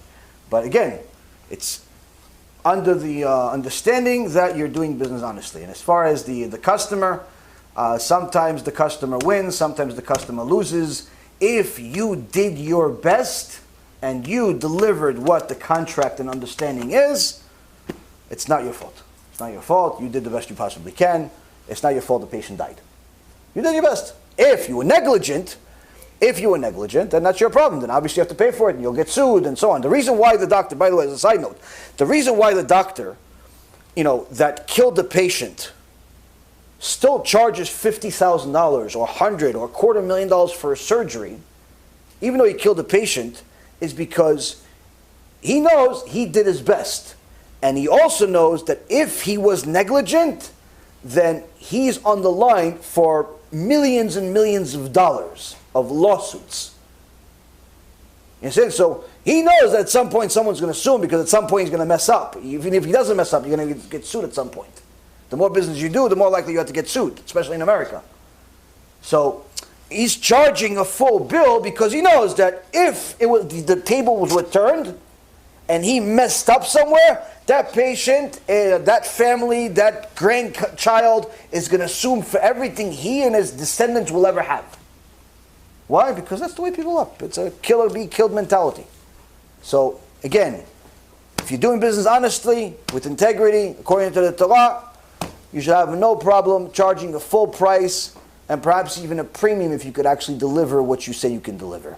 The problem that I find with people is not that they charge too much or that they charge too little. The problem that I find with people, and I've dealt with thousands of people in business over the years, is that they can't even deliver what they promise. The overwhelming majority of people are liars by default. They're simply just con men. People simply cannot even deliver what they promise. Forget about the over-promising. No. They tell you, listen, I'm going to sell you this paper. 10 cents paper, I'm going to give you, 100,000 of them. Okay, so I'll pay you $10,000 for this paper. Delivery comes, half the papers are missing. What do you mean? I paid you for a full paper. Listen, this was what the print was. Okay, but I'm not paying you. No, what do you mean not paying me? That's what happens. People simply cannot even deliver what they say. If you deliver what you say in this world, you're already worth a premium. You're already worth the premium. If you do a good job, I'll hire you. I don't even know what you do, I'll hire you. I'll pay for it. I'll buy it just because it's the right thing. That's how hard it is to find people that are honest in the world today. People think that dishonesty is the only way to get ahead in the world. And that's become the standard. So if you're doing business honestly, charge your price. Just make sure you're more concerned about delivering what you promised than you are about price. Price is not significant. According to the Torah, you can charge whatever you want to charge. Again, as long as it's worth it. You can't sell this thing and he could buy it on the internet for 5 cents and you tell him no, it's worth $5,000. That's not allowed. That's not honest. But if your business is worth something, especially service business, it's not a problem for you to make a living. No problem. Next question. I'm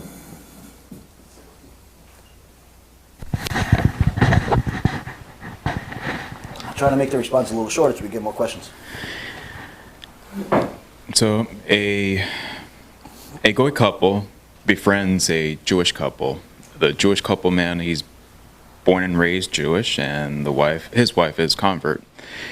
As time passes, the Goyish couple listens to shiurim, and they also get invited over to their house, sometimes on Shabbat. However, it's grown upon the Goyish couple that during Shabbat, at their house, they're violating Shabbat, and it just hurts them to see them going through that more and more. The Goyish couple has tried to, the man has tried talking to the man, but he's somewhat borderline of a scoffer. And when the Goyish wife talks to the Jewish convert wife, she's just not really interested. What advice would you give to the Goyish couple? If the non-Jewish couple is on the process of conversion, and they've made friends that are Jewish, that along the way, and but their Jewish friends are not observant. If those Jews are not observant because they're ignorant and because they simply don't know what they don't know, but yet they're interested to know, then yeah, they should grow together with them. They could be each other's helpers to become more religious.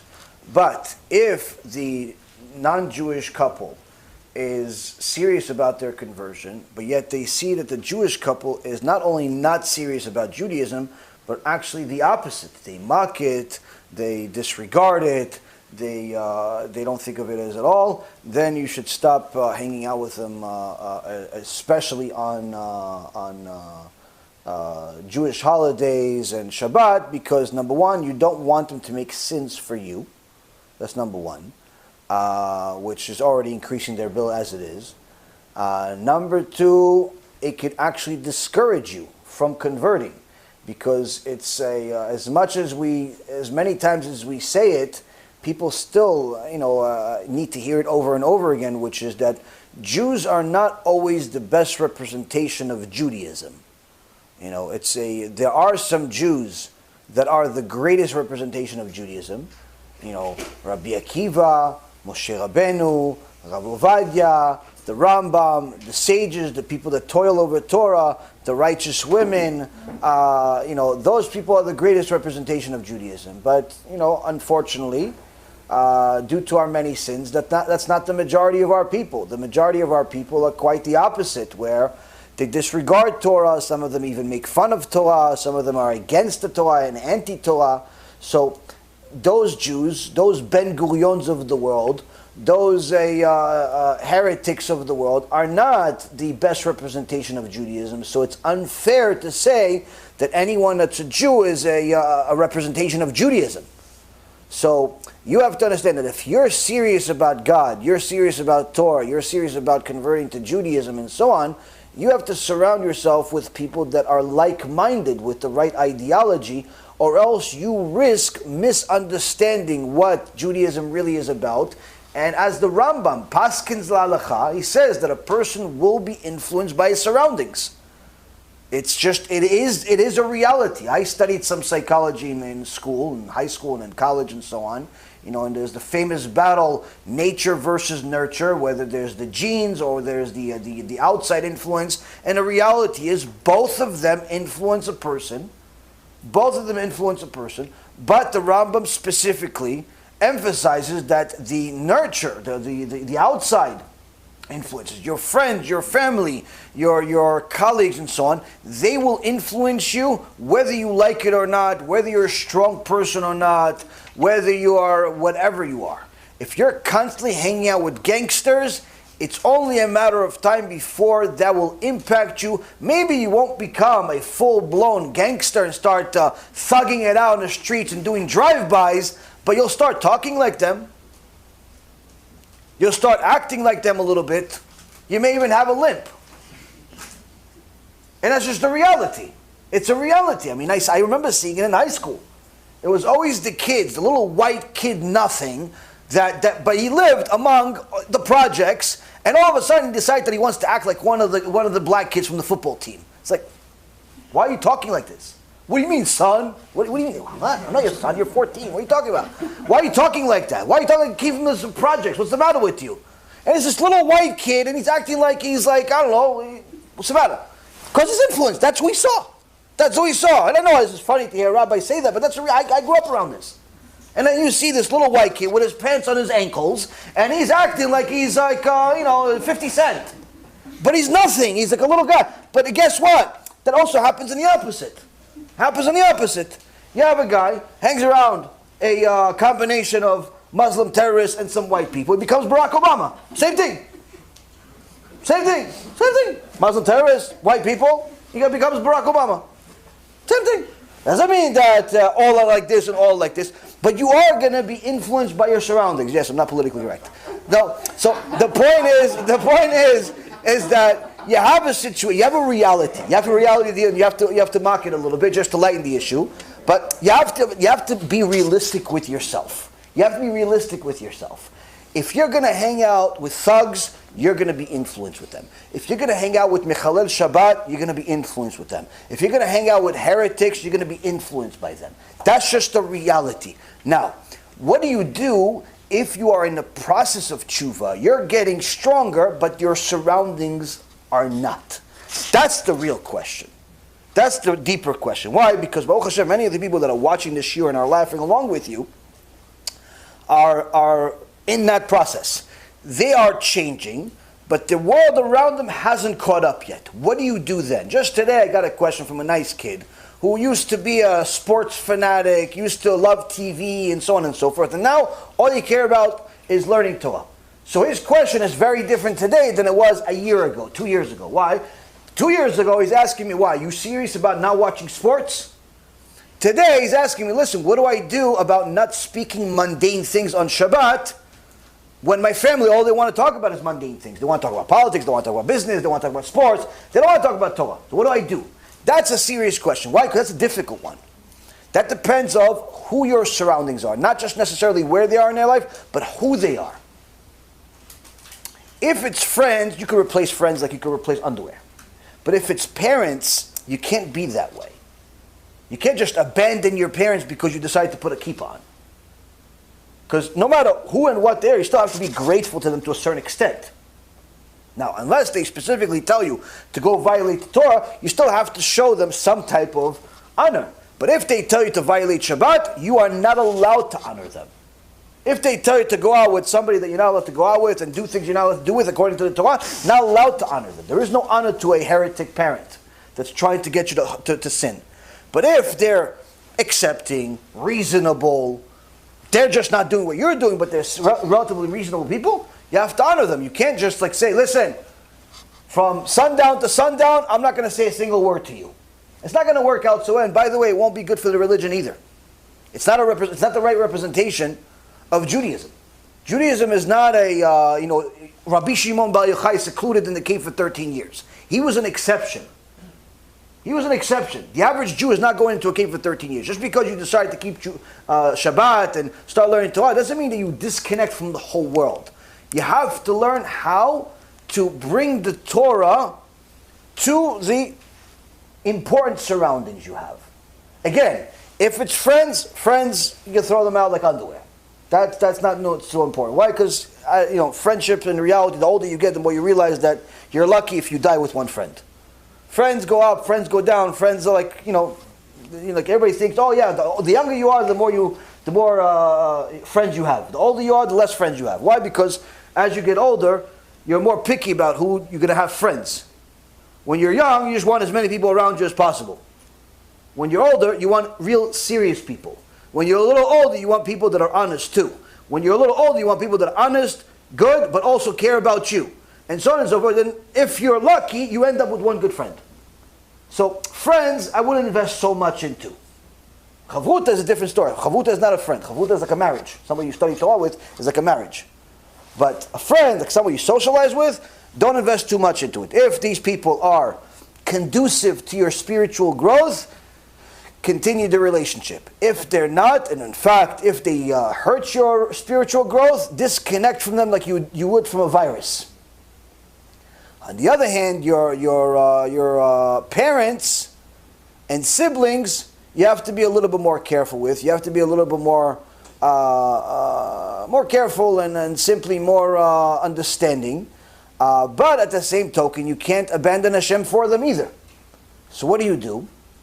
If, let's say, for example, this young man's question about what do you do about if you want to speak only Torah the entire Shabbat, and they don't really want to talk about Torah the whole Shabbat. So what do? You have to do a few things. Number one, you have to have a plan ahead. Don't plan on the go. Meaning, before Shabbat starts, you already have to have a schedule. Okay, I'm going to wake up, I'm going to go to the shul right before Shabbat. I'm going to get home at such and such time from the shul. After that, we're going to have dinner. I already have one or two things to say about the weekly parasha. Then after I say it, or whenever I say it during that time, anybody else is going to talk, I'm going to try to stay as quiet as possible and let everybody else talk whatever they want to talk. I'm not going to tell them not to talk. I'm not going to tell them not to breathe. Let them talk, let them do whatever they got to do. Why? Because that's where they are in their life. Now, if they ask me to talk, what I'm going to do while they're talking is try to scan their words and try to figure out where I can take something that I learned and fit it into their conversation. So he's talking about president, so I'm going to talk about Moshe Rabbeinu. He's talking about politics, I'm going to talk about the fight between Moshe Rabbeinu and Korach. He's talking about, so use the things you studied to show them, oh, you know what, that's interesting because I learned something similar in my learning, in my Torah. And try to bring the Torah into their conversation to show them how the Torah is relevant. Now, if you haven't studied enough, to know how to fit the Torah into conversation, then you shouldn't really be so judgmental of them. And also then, you shouldn't be so judgmental in the first place. But if you can't fit the Torah into everything, then okay, try to fit the Torah.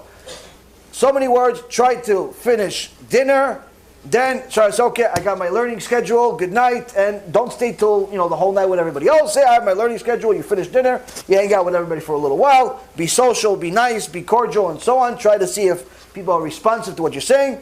If they're responsive, if they're into it, continue the whole night with them. But if you see that they're completely oblivious and careless about Torah, they're mocking it and everything else, pick your legs up, bye-bye. Where are you going? Oh, I got to learn. No, but we're talking. Okay, you talk. Listen, I have a schedule. This is my life. I have to finish this tractate. I have to finish this book. I have to finish this. And people, by the way, in the beginning, they'll bust your chops a little bit. But over time, they'll respect you. Why? Because you have a system. You have a schedule. You know when they won't respect you?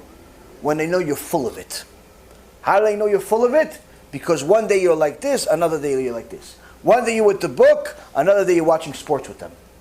One day you're with the book, another day you have a girlfriend. One day you're with the book, another day you're cursing like a truck driver. So if you're really serious, ultimately everybody's going to say, this guy is serious, and they'll respect you for it. But if you're a hypocrite, then guess what? They're going to call you out for it. And they'll mock you more than you can even imagine. Why? Because it's funny. It's funny that you're pretending to be something that you're not. And they're right. So that's the thing. So if the people around you, especially parents, are conducive to your spiritual growth, stay close to them, and little by little they'll grow with you. If they're hurting you, sometimes you have to make a very difficult decision. You have to run away from them. Now, if it's your parents, and like I said, if they're anti-Torah, and there's nothing to do about it, then even that you'll have to cut off. But hopefully, you're not in that situation. But if it's friends don't try a few times, but don't sacrifice your life for them. Don't sacrifice your life. Next question. Are you guys asking good questions?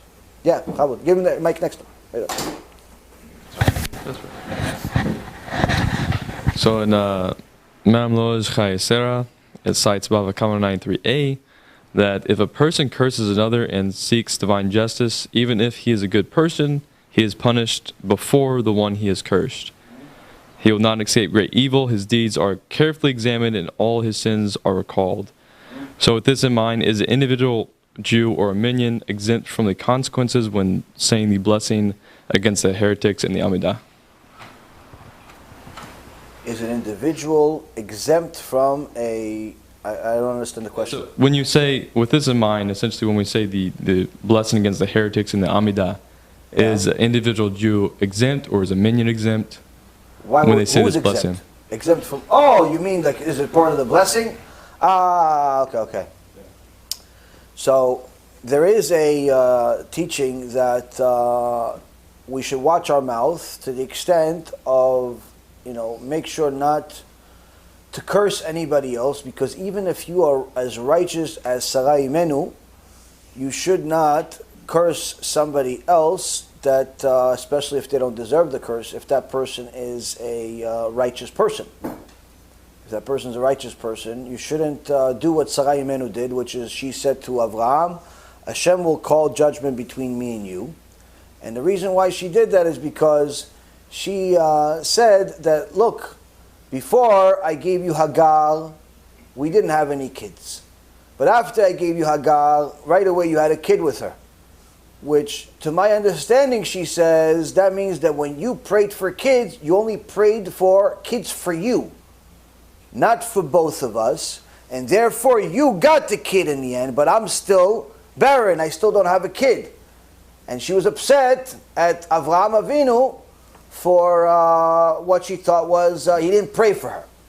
So she said, Hashem will be the judge between me and you. And she was wrong for it, and that's also why she died many years before Avraham Avinu. And the reason why is because, again, it's when you say specific curses especially, it's not just any curse. When you say, God will be the judge between me and you, in essence what you're saying to Hashem, Hashem, judge this case, because I'm very confident that I'm right. So because you're calling Hashem to judgment, in essence, you're calling Hashem to get off of his throne and judge your case, because you're saying you're so right, Hashem says, okay, so let me check. Let me check if you are right. Before I look at the case, let me check if you are right. Let me check if everything you ever said is really true. If everything you ever did is really true, which the reality is many times we fail and we don't even know our own failings. So it's a mistake to ever do that. Even Sarah Imenu that did it, it cost her life, cost her many years of her life, and that's why in Parashat Chayei Sarah, you'll see that in the word Valifkota, that Avraham cried over Sarah, it has an unusually small chaf. And the Chachamim say the reason why the letter is written smaller in the Torah scroll than the rest of the letters is meaning half the size. You have a regular chaf that looks like a C, but in this word, the whole word is normal size on a Torah scroll, and even in your Chumash. But that one letter is half the size. Why? The Chachamim say that special letter is to symbolize that Avraham cried a little bit over Sarah, the minimum requirement, And the Chachamim say it's because you're not allowed to cry over somebody that committed suicide. Not allowed to mourn over somebody that committed suicide. And in the eyes of, the Tur said this, and in the eyes of Avraham, when Sarai Imenu said, let God be the judge between us, she was committing suicide. She was committing suicide. So now that's in essence the background. The question is, during our Amidah prayer every day, we do it 3 times a day, there's a section in Amidah that we say, Ala malshinim ve'ala mezidim lo yitikva, that the missionaries or the ones that cause others to sin or the ones that sin on purpose, there won't be any hope for them and Hashem will remove them from the world and so on and so forth. Now in essence you're cursing every day 3 times a day the people that are wicked and you're wishing for Hashem to kill them. So if the guy is that person and you're wishing for the kill, so how does it fit? On one hand you said don't curse. Here, you're cursing actively during your prayer. So his answer was, is it because you're praying in a minyan that you're exempt? But what about if you pray by yourself? Are you exempt because it's prayer? No, it's not because of that. Yes, it is partly because of that. It's a nice answer to say, because you're praying, you are exempt. But it's different also. Why? Because you're talking about the wicked. To pray for the wicked to die, to pray for the wicked haters of Hashem to be destroyed is a mitzvah. It's a mitzvah. I'm not talking about the people that are wicked without even knowing it. The guy never heard about Shabbat and he's driving on Shabbat because he was born out in some jungle or something and he never knew that he was a Jew. To pray for him to die, we don't pray for him to die. I'll talk about the guy that knows you're not allowed to drive on Shabbat, but he still does it anyway. The guy knows you're not allowed to be intermarried, but he still does it anyway. The guy knows you're not allowed to eat non-kosher, but he still does it anyway. That guy, we pray for him to die. Not because we hate him. Not because we hate him. But because it's better for him to die. Why? Because every second he's alive, he's doing more sins, meaning his punishment will be greater. So for his own interest, let him die already. Or do tshuva, whichever one happens first.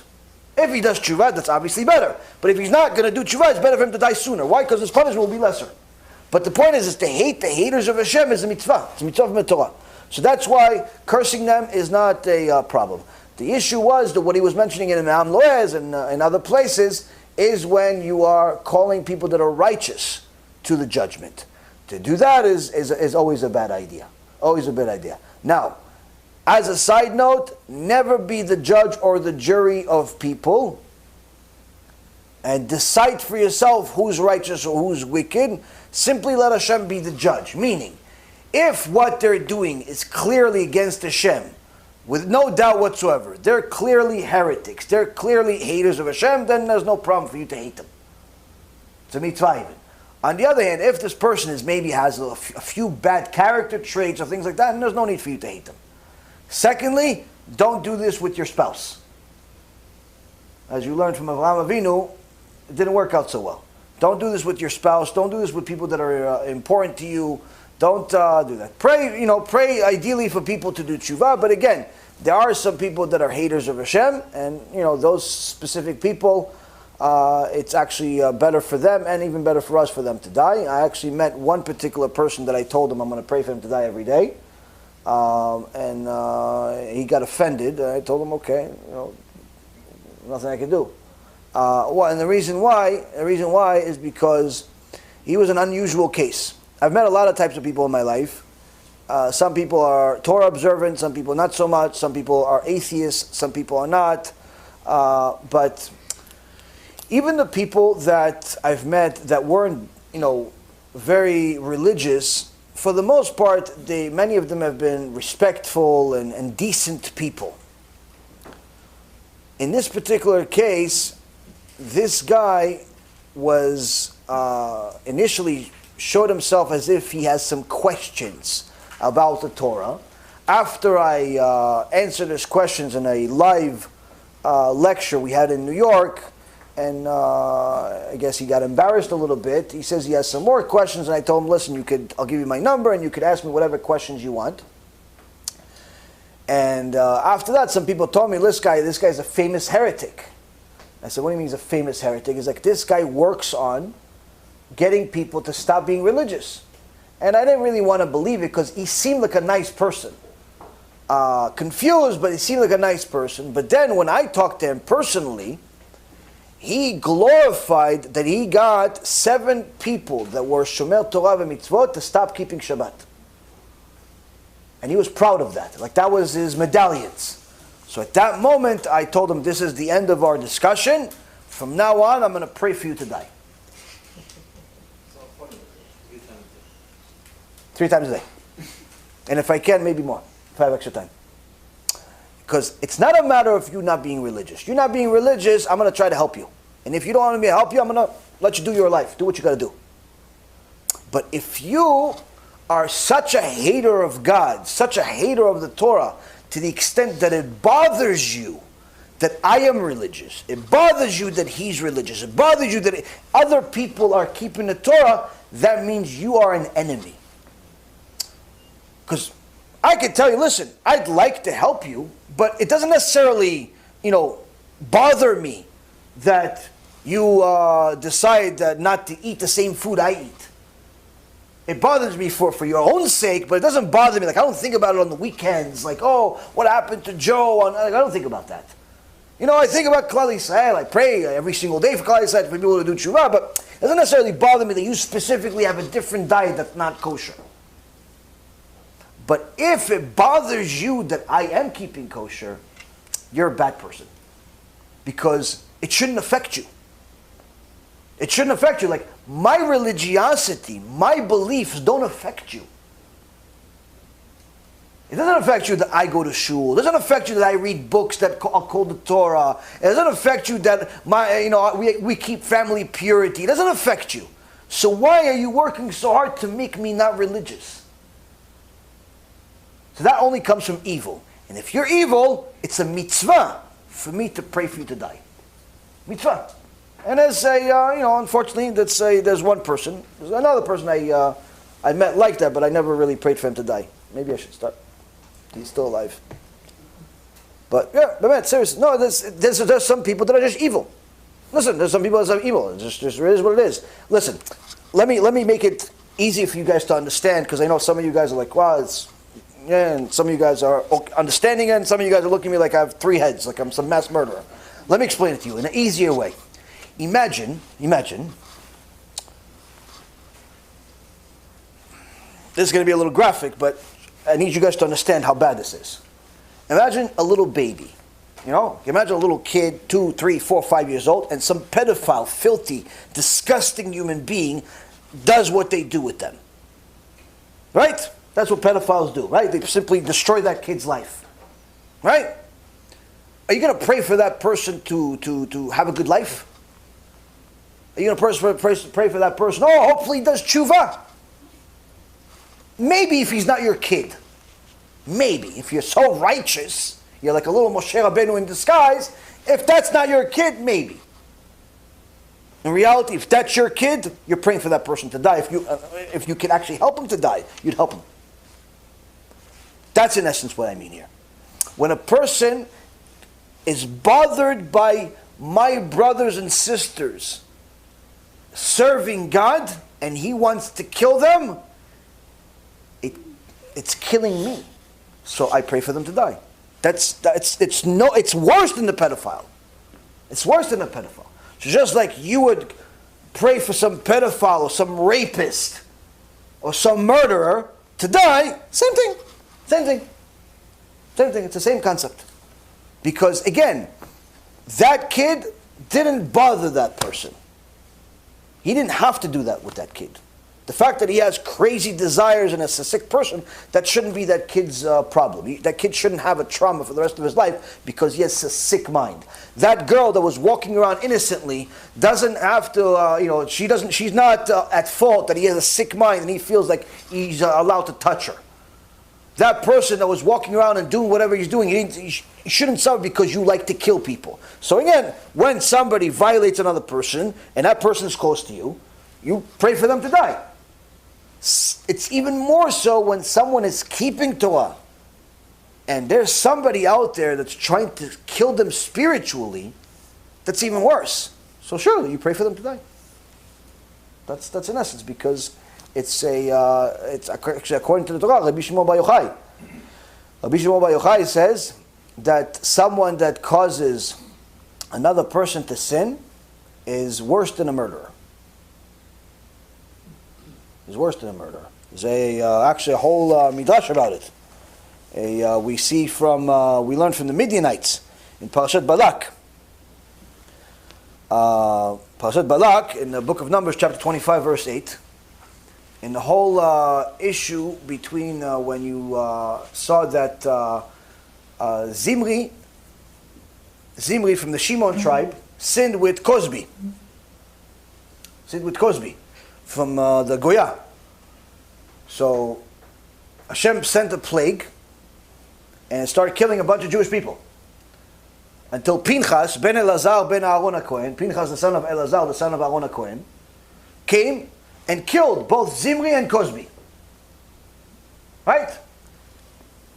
So, the halacha is that if a Jew is a true zealot, which we really don't have anybody like that in the world today, but someone like Pinchas was allowed to do it, because he was always zealous.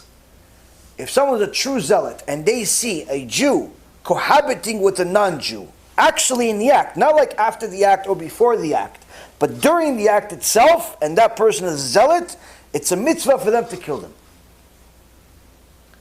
So now the Chachamim say, okay, so to kill the Jew that's cohabiting with a non-Jew, we understand it's a death penalty. That's what the Torah says. A Jew cohabits with a non-Jew, it's a death penalty, it's terrible, and so on and so forth. But why kill the Goya? What'd she do? Okay, the Jew, Zimri, he's not allowed to be with a Goya. Fine. But why kill the non-Jew? Why kill the woman? She's just a woman.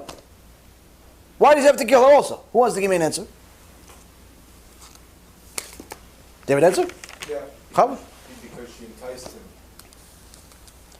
So she's part of the sin. So the answer is exactly what he says. That when the Rambam writes in the Ilchot Isurei Be'ah, chapter 12, Halacha number 9, that when a Gentile engages in relations with a Jewish woman, if she's married, he should be executed, and if she's single, he's not executed. Now, by contrast, if a Jewish male enters into a relation with a Gentile woman, when he does so intentionally, she should also be executed. Meaning, if they both know what's going on, and he's Jewish and she's not Jewish, you don't only kill him, but you kill her too. Why? She's executed, the Rambam writes, because she caused the Jew to be involved in an unseemly transgression, just as the law is with animals. This applies whether the Gentile woman was a minor or not, an adult, whether she was single or married, and it even applies if the Jew was a minor of 9 years old. She's executed. The punishment is explicitly mentioned in the Torah in exactly what I mentioned, the book of Numbers, chapter 31, verse 16 and 17, where it says, "Behold, they are involved with children of Israel according to the advice of Bilam. Execute any woman fit to know a man through lying with a male." So we see that the halacha, according to the Rambam, according to the Torah, is to kill the woman. And it says simply that it's because she enticed him to sin. So what's the final point? Why is it so bad to entice to sin? So comes Rabbi Shimon Bar Yochai, and he says, from here we learn that someone that entices a Jew to sin is even worse than the murderer itself. Because if he murdered a person, then he's only killing his body. But if he's enticing him or her to sin, then he could be killing their heaven, he could be killing their next world, he could be killing their soul itself. So therefore, in the eyes of God, it's a much, much heavier judgment. And that's why not only does the person, the Jew, get punished, but also the non-Jew gets punished, because just the fact that they existed, even if they're an animal, the animal didn't entice the guy to sin. What'd she say? Moo? What'd she say to him? What'd she say to him? Nothing. But the fact that you are the cow that the guy sinned with, and you are the woman the guy sinned with, and Hashem is in essence forced to kill his own son, forced to kill his own daughter because of you, it cannot be, the reality cannot be that he kills his own son or daughter and the person or the animal that was involved is still alive. It cannot be. That reality cannot exist. And therefore Hashem has to kill both. Good question. Next question. No? Again? Start together. What's going on with this thing today? Memory? Oh, if it's memory, then stop. Don't bother. Go ahead, Chavah. No, maybe. Hashem communicated to Aram in this parsha. Okay. In your opinion, how did Aram know that Hashem was communicating with him and that wasn't him going crazy?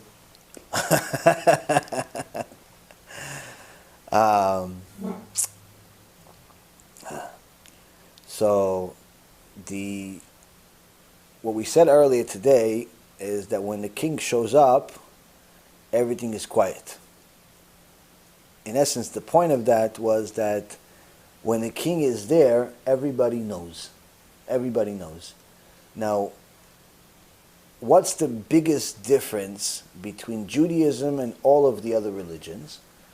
The difference is that while all of the other religions, as promised by God, all of them were started by a single person. Whether it was Mary having a dream that God entered her through her ear and therefore gave her birth to little Yoshke, or it's thereby starting the whole Christianity, or it's Muhammad that was illiterate, meeting with by himself in the desert, meeting the angel Gabriel and telling him all of the secrets of the Quran, or it's a Buddha getting the light, seeing the light, or all of these other religions. Every single one of them, they all claim to have talked to God, but it was always, as God promised in the Torah, it was always started by one person. Judaism, on the other hand, is the only religion that was started at Mount Sinai, where Kadosh Baruch Hu, for the first and last time, unfolded and uncovered himself in front of millions and millions of people. And everyone knew, including the non-Jews, that that's what happened. That Hashem spoke to Am Yisrael, spoke to everybody else.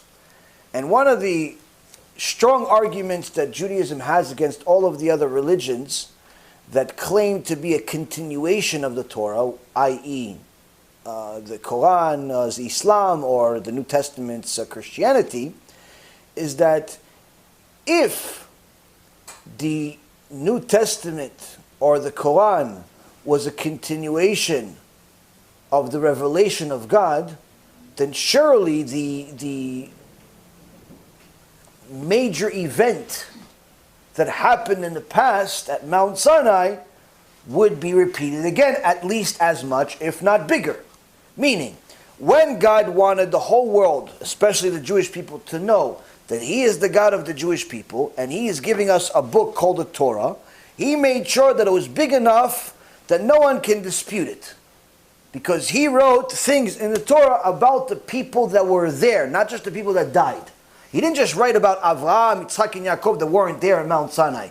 He also told them things about the people that were living, that were alive there.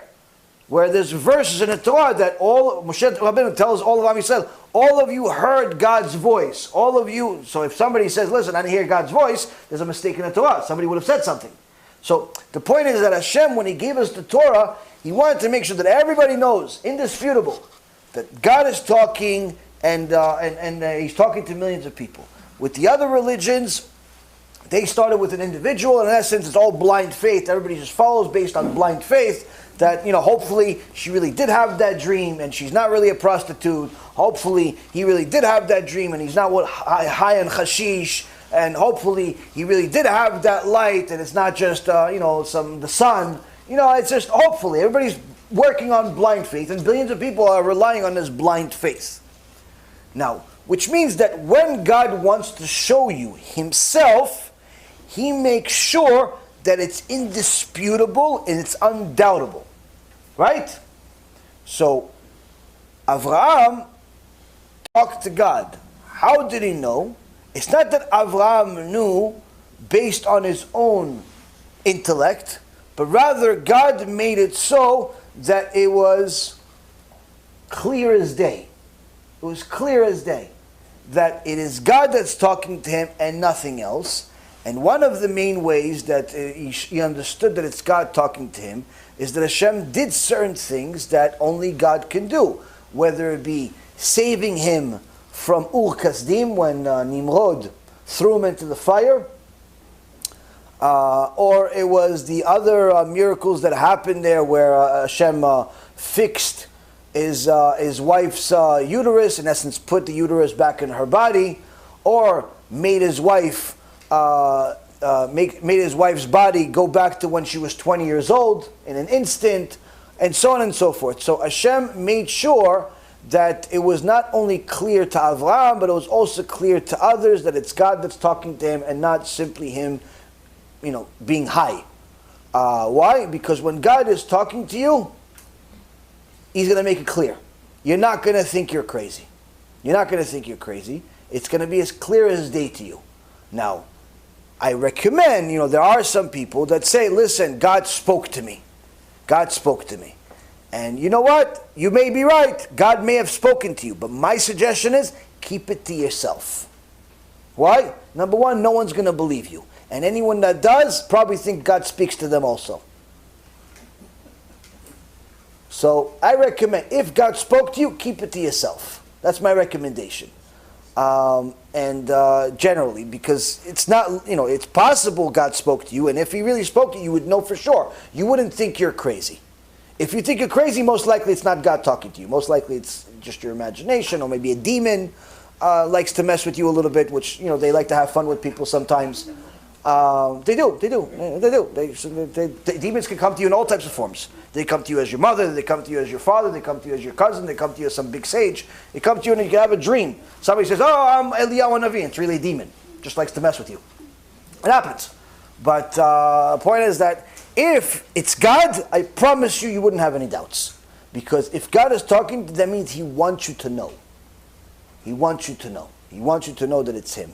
So I believe that when it came to Avraham, because an entire people were dependent on this conversation and this relationship that Avraham had, it had to be as clear as day. And that's where there was many, many supernatural things that happened. The Brit Ben Abetarim, when he brought the sacrifice to Avraham, when Avraham brought the sacrifice to Hashem, and there was if you look at the Midrash, there was all types of spiritual things that were happening there. A special spirit, if you will, wind went through the animal. It was all types of other things that made it as clear as day, that it is God that's talking to him and not simply his mind. And again, that's not because of Avraham's intellect, even though he was the smartest man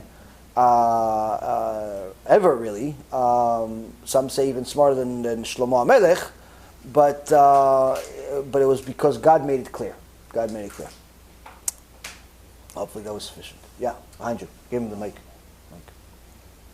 So, to write on that question, there's a lot of Christians at times that like to say that they have visions and supernatural encounters and all these things that, with what you just mentioned, might have allowed them to get fired up, right? To be like, okay, so you see, I do have that kind of blessing per se, or they believe in all these prophecies. How would you kind of just cut them while they're mentioning that? How do you just cut that conversation and let them know, hey, you're in disbelief, or you lost yourself there?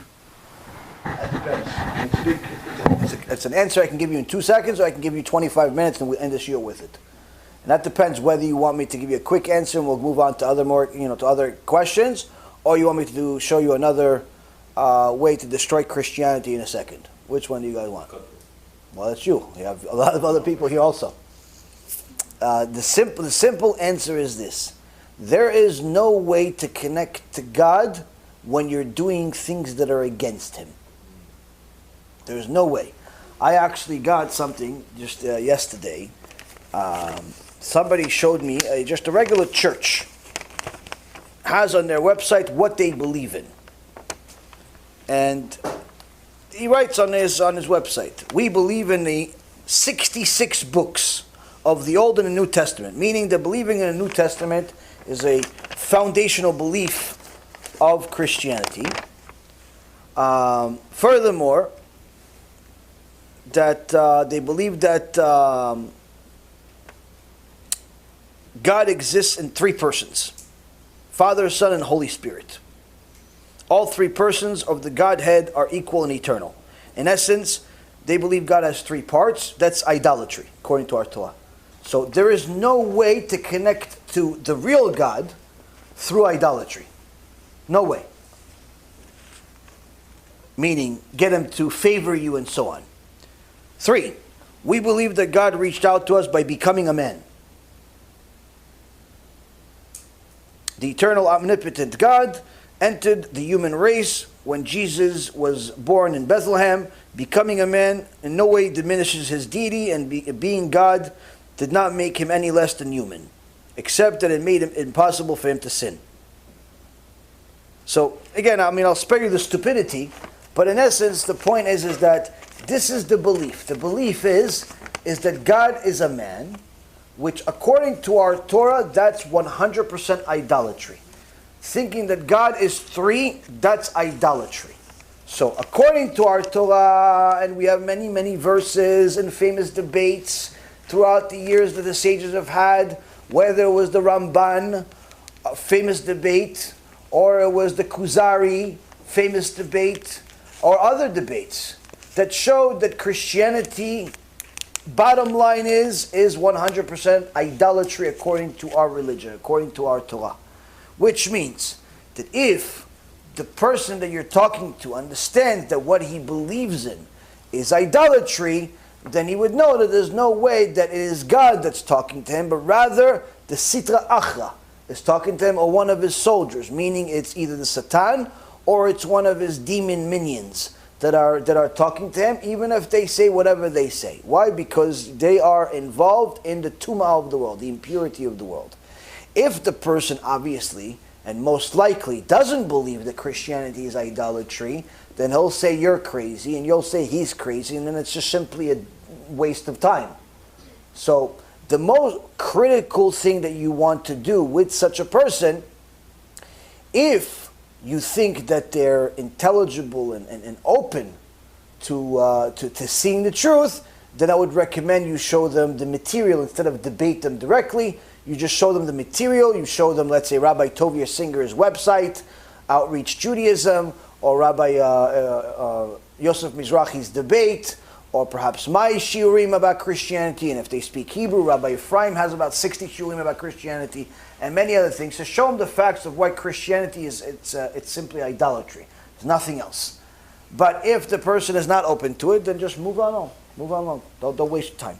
There is a lot of things about Christianity that people don't know, but in essence, the ultimate thing that you need to know is that it is possible that some people could see things, hear things, even do things, but it's not coming from the holiness, but rather from the impurity, from the impure side. And the impure side is also strong, but that's because God allows it. God allows the impure side to have a certain amount of strength in the world because that's part of our free choice. That's part of our free choice. So it is possible that they see things. It is possible that they do things. There's a lot of things that are possible, but you need to know that it's coming from the impure side.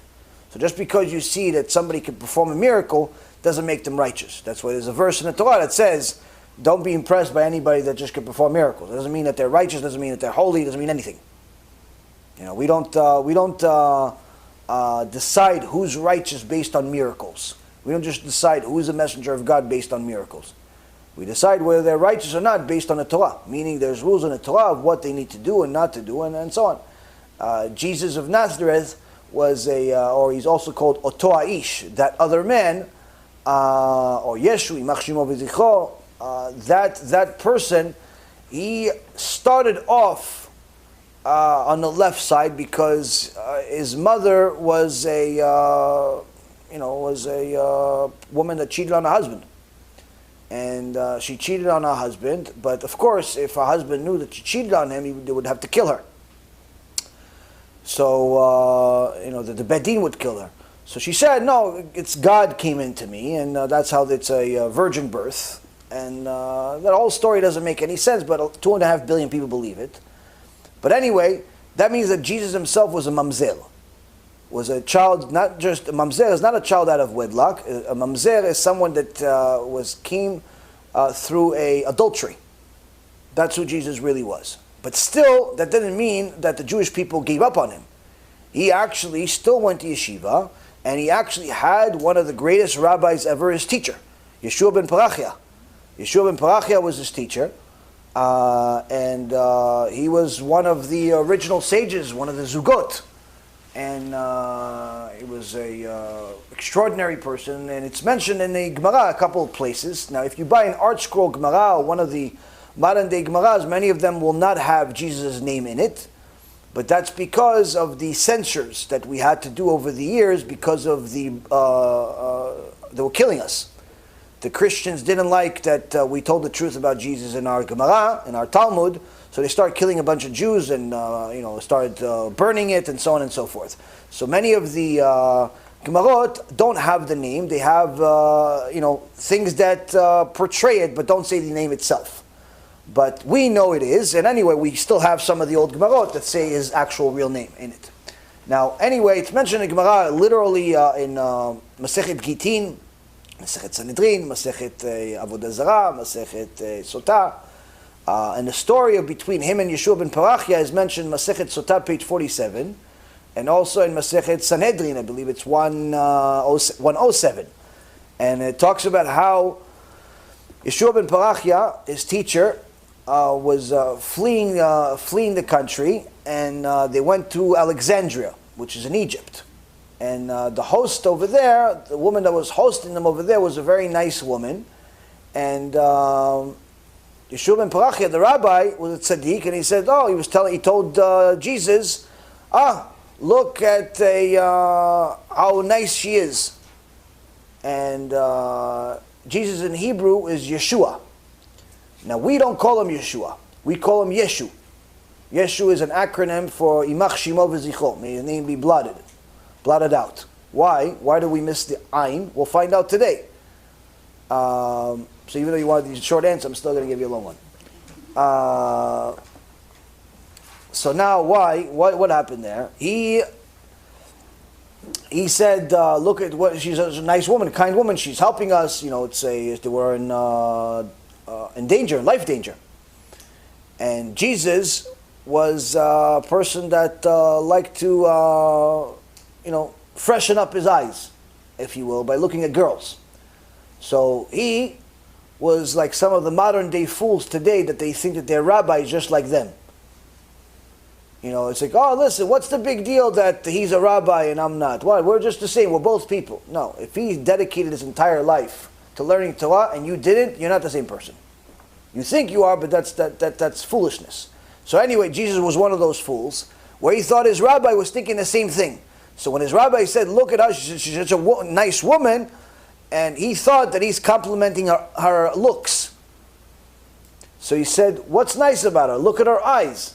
She has weird looking eyes, like little pebbles in her eyes. Apparently she wasn't an attractive woman according to Jesus. And the rabbi said, this is what you use your ayin for? This is what you use your eyes for? This is what you do? Rasha! And he kicked him out. Kicked him out of the yeshiva. Now Jesus came back a few times to say I'm sorry, but the rabbi wanted to teach him a lesson and show him that you can't think like this, because this wasn't his first offense, it seems. He looked at women several times, and apparently he liked the ladies. even though he was learning a lot of Torah and even though he was apparently a smart person.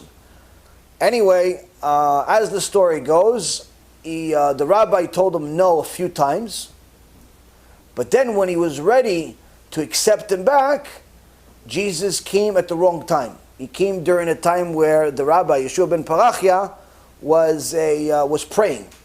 And the halacha is, if you're in the middle of praying Shema Yisrael, you're not allowed to stop to say hello to somebody. You're not allowed to stop and talk to somebody. You have to pray. You're praying to God.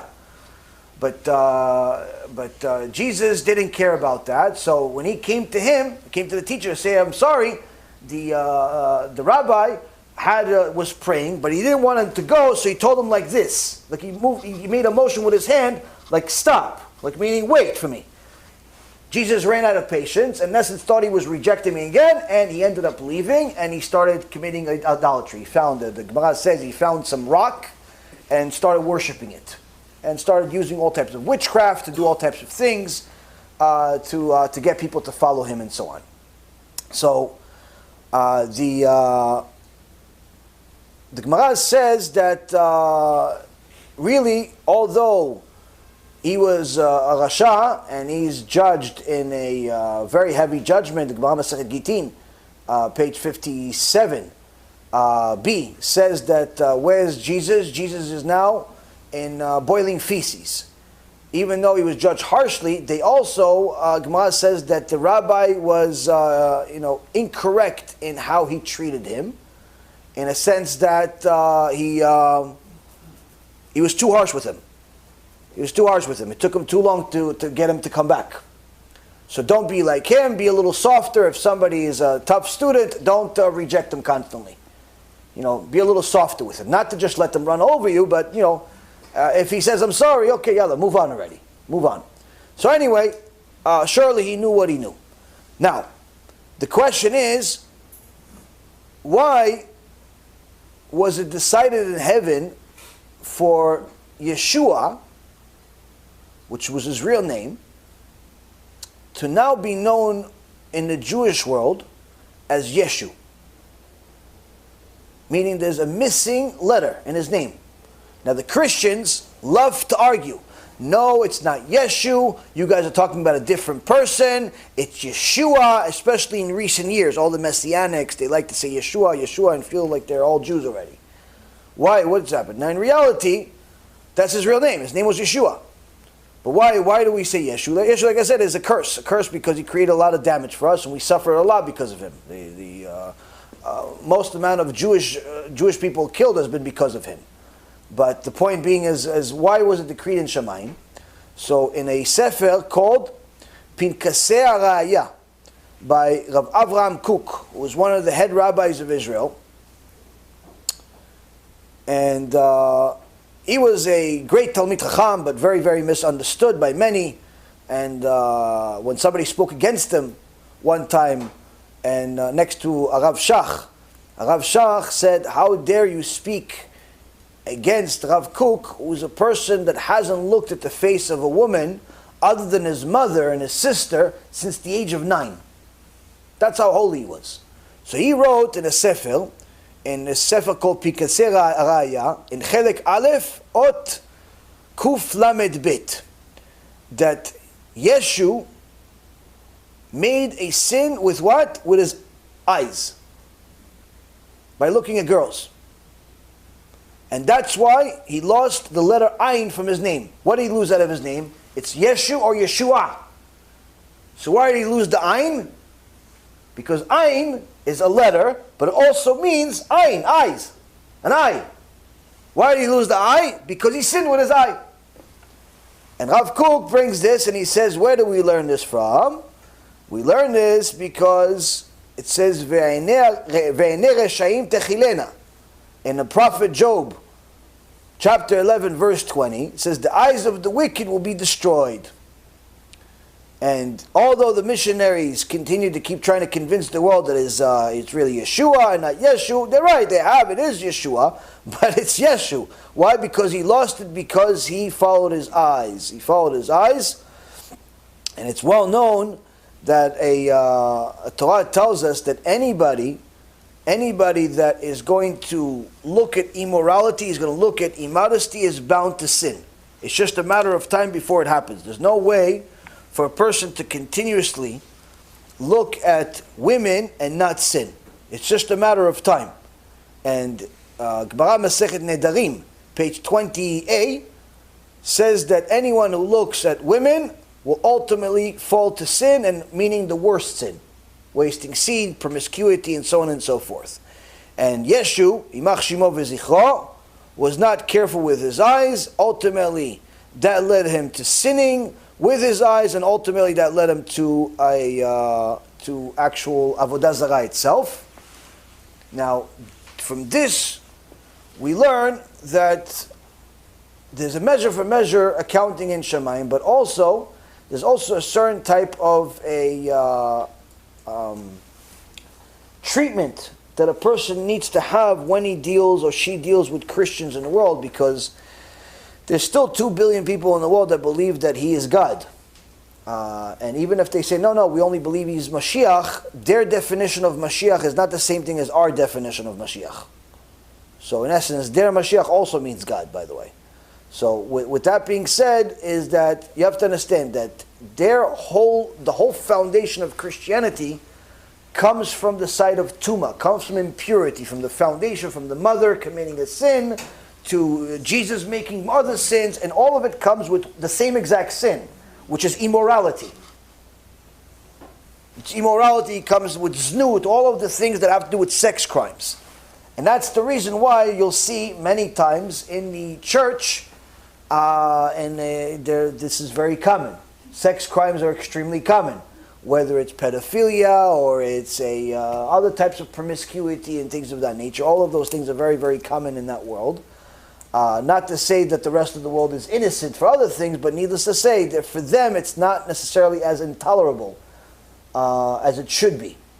But that's also because that's coming from there. And so when it comes to a Jew, you have to know that we are not allowed to join forces with them or do any type of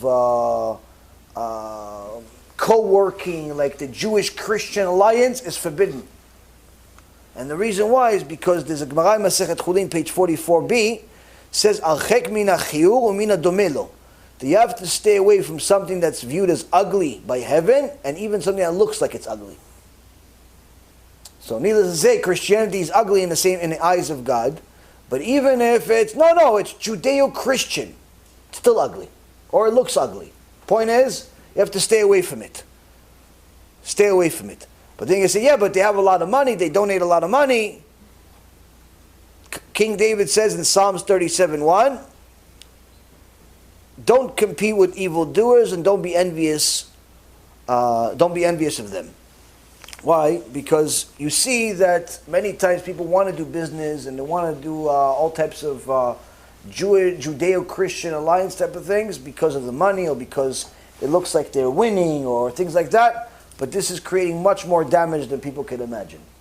Creating much more damage than people imagine. This is obviously becoming a bigger problem in modern Orthodoxy today, even though their leaders, whether it was a Rav Soloveitchik or even a Rav Herschel Sheikh, he himself, I actually just read something. I read a letter that he wrote years ago that clearly says you have to stay away from idolatry and from the people that are, the rabbis especially, that are doing all types of gatherings. I'm sorry, Rabbi Herschel Shechter, Shechye, he wrote that people that are rabbis that are saying that that we should work together with the Christians and really they have a connection to Israel and things of that nature, they don't realize that they're playing with fire, they're playing with avodah zarah. So, point being is this. As far as Yeshua, Yeshu, yes, it is Yeshua, but we call him Yeshu, and in heaven they call him Yeshu. Why? Because he lost the right to have that ayin because he sinned with his eye. What happened to his name? It got changed. Now, as far as what happened to him, the Gemara says that he is in boiling feces. Now, There is a Gadam, we'll finish with this point. The Maharal Miprag. The Maharal Miprag was one of the greatest sages that ever lived. Said everything I just told you and more to the king at the time, the non-Jewish king at the time. And the non-Jewish king at the time said, it's hard for him to believe this. And the Maharal Miprag, because he was a Kabbalist and an enormous sage, holy of holies, he says, I can show you. So I can show you. And the Maharal Miprag is the same Maharal that made a golem. He took, the non-Jews were hurting the Jewish people, so he needed some protection. He took a bunch of clay, made a golem, made a giant, and that was the defender for the people. Anytime people would come, this thing would come to life and start killing people, start killing the Jews. And you can go to Prague, and there's actually still this day, 400 years later, 500 years later, there's a building over there in memory of this golem. The movie Frankenstein was based on that, by the way, just so you know. So, I mean, obviously Frankenstein is some fairy tale, but the actual golem actually existed. No, you could say, no, it didn't, but there's a place. I don't know, there's no building with my name on it. There's a building for the golem. So there's a building for the golem. I don't know. Apparently the people over there believe he existed. So the point is, the Maharal Miprag created him. He used Kabbalah Ma'asit. He created something and put life into it, and this person had the name of God on his forehead, and that gave him life. And then eventually, when he wasn't needed, they took it off, and the thing, became dust and ashes again. But the point is, the Maharal Miprag is known for some very, very supernatural stories. That's the one that's very popular of what I told you. What I'm about to tell you, I don't think is as popular. I only heard it from my Rav. I never heard it from anybody else. Doesn't mean much, but nonetheless, this is what it is. The king, the non-Jewish king, heard all of the things that the Maharal Miprag said about Jesus, and he said, it's hard for him to believe. So the Maharal Miprag told him, I can show you Jesus in burning in boiling feces right now. And he said, show me. Then the Maharal Miprag wanted to retract, but the king already said, you said it, do it. So the Maharal Miprag used what's called Kabbalah Ma'asit, which is a different level of Kabbalah, which you could create things. And he brought Jesus from Gehenom to this world in front of the king, in front of the people. He brought him, and he was right in front of everybody, and he was full of boiling feces. And obviously this stench and the filth is not of this world, so people were suffering a lot, the king was suffering a lot. They told him, get him out of here. I get the point, get him out of here. And the Maharal Miprag had a hard time, he couldn't take him out. He couldn't bring him back.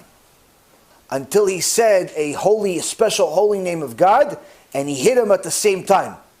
And that brought him back to Gehenom of where he is. Only problem is that the supernatural filth that's on Yoshke right now is not of this world and got stuck to the hand of the Maharal. So from that day forward, he had to always wear a glove and constantly have perfume. Constantly have perfume to put on his hand so other people don't suffer. For the rest of his life. So again, if you tell this to a bunch of Christians, they're not going to be so fond of you. But the truth is that there is a Gemara about it that says why is Jesus in Gehenom? Why is he specifically in that one? And it says Kol amal'ig al divrei chachamim nidon betzoar o tachat. Anyone that makes fun of the sages, of the chachamim, of Torah scholars, his end is to be in boiling feces. That's the place for them, designated for those people in Gehenom. And that's what Jesus did ultimately. That was his biggest sin. His biggest sin was that he made fun of the rabbis and went against them and got people to follow him and so on. So, most of what I said is really for your education. It's not really to go and don't use this material for anti-missionary purposes. It won't help. It'll probably be insulting for Christians. They'll probably take it offensively. They won't like it. Or best yet, they won't buy it. They won't agree with you. The real things that you should use to deal with people that you're trying to get out of Christianity is simply the proofs that there is more mistakes in the New Testament than you can possibly count. Whether it's geographical mistakes or biblical mistakes and so on and so forth. Those are the things that are the best to use for that purpose. But again, it's always good to know some of these things for yourself in case somebody comes to you and confuses you with something, it's good to know some of this material, to know that, listen, if you follow them in their bad ways, you're not going to be so far away from their leader also. And their leader is not such a good place. Last question and we'll finish for the night. Anything? Yeah? Somebody didn't ask questions. You asked questions? Everybody didn't ask questions? Ken, you have a question in the back? Yeah, I have a question. Give the mic. We can continue, it's just a little late, so I don't know. I read a prayer on a Thanksgiving prayer. I don't think it was from a Siddur. And at the end it said, I am dust and ashes and you are the entire universe. And I started to not say that end of the prayer because I was thinking, like, how can you say that Hashem is the entire universe? I felt it was a little bit blasphemous somehow, even though I understand it in a way. I just thought it was wrong, and I felt maybe that was man-made. Is that blasphemous in any way? Like, where's the prayer from? It was, I think it's from a Breslov center or something. Oh, so it's probably some type of chacham that put it together. So it's not I don't. English translations are not always the best, but you should know that in general, even the Rambam wrote it, that there's no perfect way to translate Hebrew. Really, there's no perfect way to translate any language, because there are certain languages that have unique words that you can't translate, and you do your best. But nothing will ever be like the original.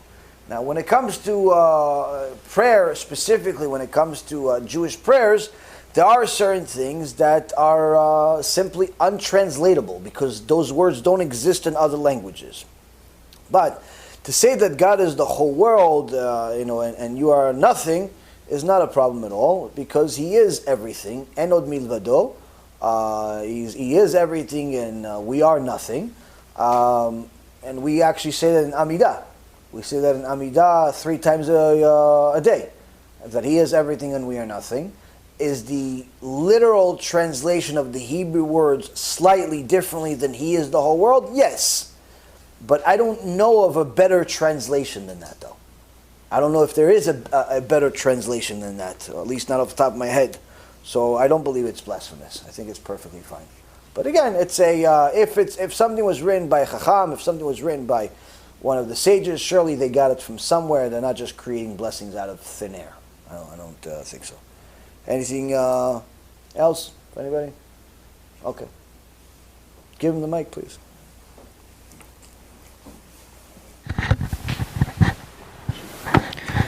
Maimonides. 27 questions here. Yeah.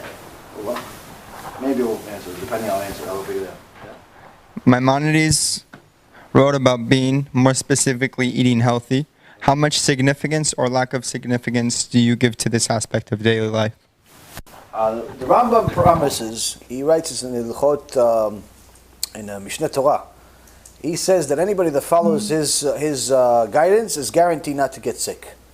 Now, does that mean that the body of a person is the same today as it was 900 years ago? No. There are certain things that the Rambam used as medicine that in today's world, generally speaking, don't work because the body has changed. The body has changed for many reasons. The diets of people have changed. The water has changed. The makeup of people has changed, generally speaking. Again, we're still the same species. We haven't become monkeys, or at least not to my knowledge. But the point is that the makeup of a person has changed somewhat, and certain things that was utilized as medicine in past generations doesn't always work like it did back then. But if somebody does something because it says so in the Torah, i.e. also the sages, because they said it, surely they'll have a blessing for it. They'll have a blessing for it. So a person should take care of their health. They should do whatever they can to take care of their health. But they should know that if it comes to their health being taken care of, it doesn't mean they have to be a bodybuilder with a six-pack and they have to run every day at 6 o'clock in the morning. Be the best you can. But again, sometimes it's depends on what you use your energy with. If you're going to learn Torah, seriously, it's going to be very, very hard for you to spend any time in a gym. But does that mean that you should eat like a pig? No, doesn't mean you should eat a pig. You should, take care of yourself, do the best you possibly can. But if you have to pick your spiritual maintenance or your physical maintenance, your spiritual maintenance is more important. Your spiritual maintenance is much more important. And that's also the reason why you'll sometimes even see very, very big Talmidei Chachamim that are extremely heavy. It doesn't mean that they've abandoned and they don't care about their health. It's that their priority in life is Torah, and their body wasn't necessarily the number one priority. It's not that they intentionally got fat or they intentionally this. It's just that they didn't spend anywhere near as much time taking care of their body as they did their neshama. And certain things follow. Certain things happen. But again, people spend an enormous amount of energy taking care of their body, and rarely do they take care of their neshama as much. They say, no, but I go to the gym 5 times a week, an hour a day, 2 hours a day. Oh, how much Torah do you learn? Oh, I learn 10 minutes. Okay, so you'll have, you'll have a Gan Eden that's, 5 minutes of Gan Eden you'll have. Why? Because again, you're worrying. You spend a lot of your time, fixing something that's here today, gone tomorrow. Whereas the thing that's here eternally, you're not spending that much time in. So that's the thing. But again, a person should take care of their body, but don't go crazy. Don't go crazy. Don't. In essence, the main message is: do not go to a mixed gym. If there's boys and girls in a gym, it's forbidden permanently, with corona, without corona. Even though that means that you're not going to be able to work out the same way, like I said, your spirituality, your soul is much more important than your body. If you go to a mixed gym, you're making a sin from the Torah. From the Torah. You'll go to Gehenom for that sin. If you're a Jew, if you're a non-Jew, you're allowed to do whatever you want. When it comes to that, as far as going to a mixed gym. It's not a good idea. It's not going to be good for your marriage. It's not going to be good for your life because you're going to see a bunch of naked people. But nonetheless, you're allowed. If you're a Jew, you're not allowed to go to a mixed gym, just like you're not allowed to go to a mixed beach. It's a sin from the Torah. It's better to die than to go to there. That's how bad of a sin it is. Why? Because you know for sure there's going to be immodesty there and you're still going. Not allowed. So now, a person that understands that says, wait, but how am I going to work out? Work out at home. Yeah, but I don't have the same equipment. So what? Your neshama is more important than your body. Your neshama's workout is more important than your body. You can do some push-ups, sit-ups, maybe buy yourself some dumbbells, and you'll be perfectly fine. Perfectly fine. Or you could just go to a men-only gym. Same thing with women. Women are allowed to go to mixed gyms either. She has to go only to a women's gym. And the same thing with yoga classes and all those other things. Yoga in general, by the way, is not allowed. You should know that. Yoga in general is not allowed. It's a form of idolatry. You're allowed to do certain movements with your body and meditate, but you're not allowed to do yoga itself because that comes from idolatry. Yoga itself comes from idolatry. So aside from that, if there's men and women in that yoga class, for sure it's not allowed. Because, again, immodesty. But the point being is that people need to understand, your body is important, but it's not as important as your soul. Your neshama is much more important. If taking care of your body will jeopardize your neshama, it's not allowed. Not allowed. But if taking care of your neshama will jeopardize your body, it is allowed. It is allowed. So that's that. No, you have a question in the back?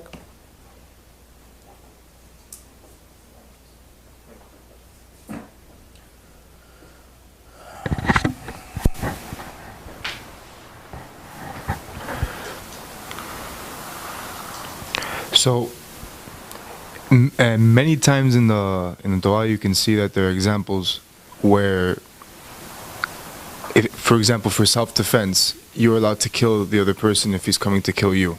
Okay. Or, as you just said, if someone's as pinchas, which there isn't anybody as, that's very zealot. So, is there any other example that you can kill someone? Today, we're not allowed to kill anybody, unless somebody's trying to kill you. If somebody's trying to kill you, you're allowed to kill them. But if somebody's not trying to kill you, you're not allowed to kill them because we don't have any permission to kill anybody unless it's an act of war. Meaning, if you're in a war, then obviously a war is war. But if somebody's trying to kill you, then and again, they don't necessarily have to say they're trying to kill you. Like if a person is trying to rape a woman and she ends up killing him in the process, it's not a sin for her. It's not a sin for her or anything like that. But generally speaking, you're not allowed to take the law into your hands. It's only self-defense. Only self-defense. So even if somebody's a heretic, idol worshiper, missionary, hater of God, still not allowed to kill them. Not allowed to kill them. Homosexual, gay parade, not allowed to kill them. Not allowed to kill them. Not allowed to hurt them, not allowed to beat them up, nothing. Not allowed. Why? You're not the law, you're not the Sanhedrin, it's in the hands of God.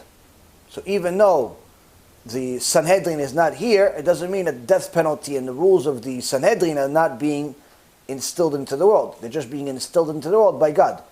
So in the old days when they would, let's say for example, stone somebody for violating Shabbat, today Hashem just allows a car to run him over, or a plane to crash, or a building to explode, or something like that. And so anytime you see somebody, oh wow, he died from a plane crash, that's stoning. That's stoning.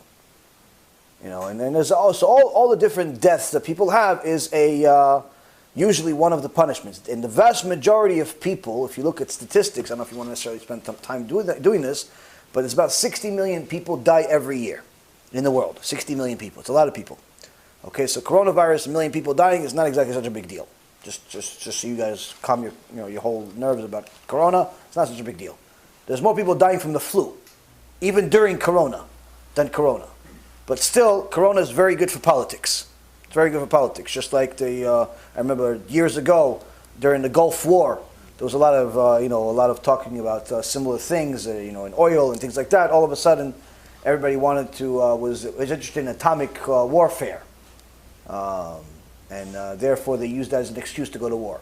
Anyway, when it comes to just any mitzvah that you're going to do, you have to know that if the sages put it together, if the sages talked about it, there's a reason for it. There's a reason for it. But in today's world, people disrespect the Torah. People disrespect the Torah. Now, because they disrespect the Torah, Hashem has to enforce His punishment into the world. So because there isn't a Sanhedrin, it doesn't mean that the law is not being forced into the world. It's just that Hashem does it.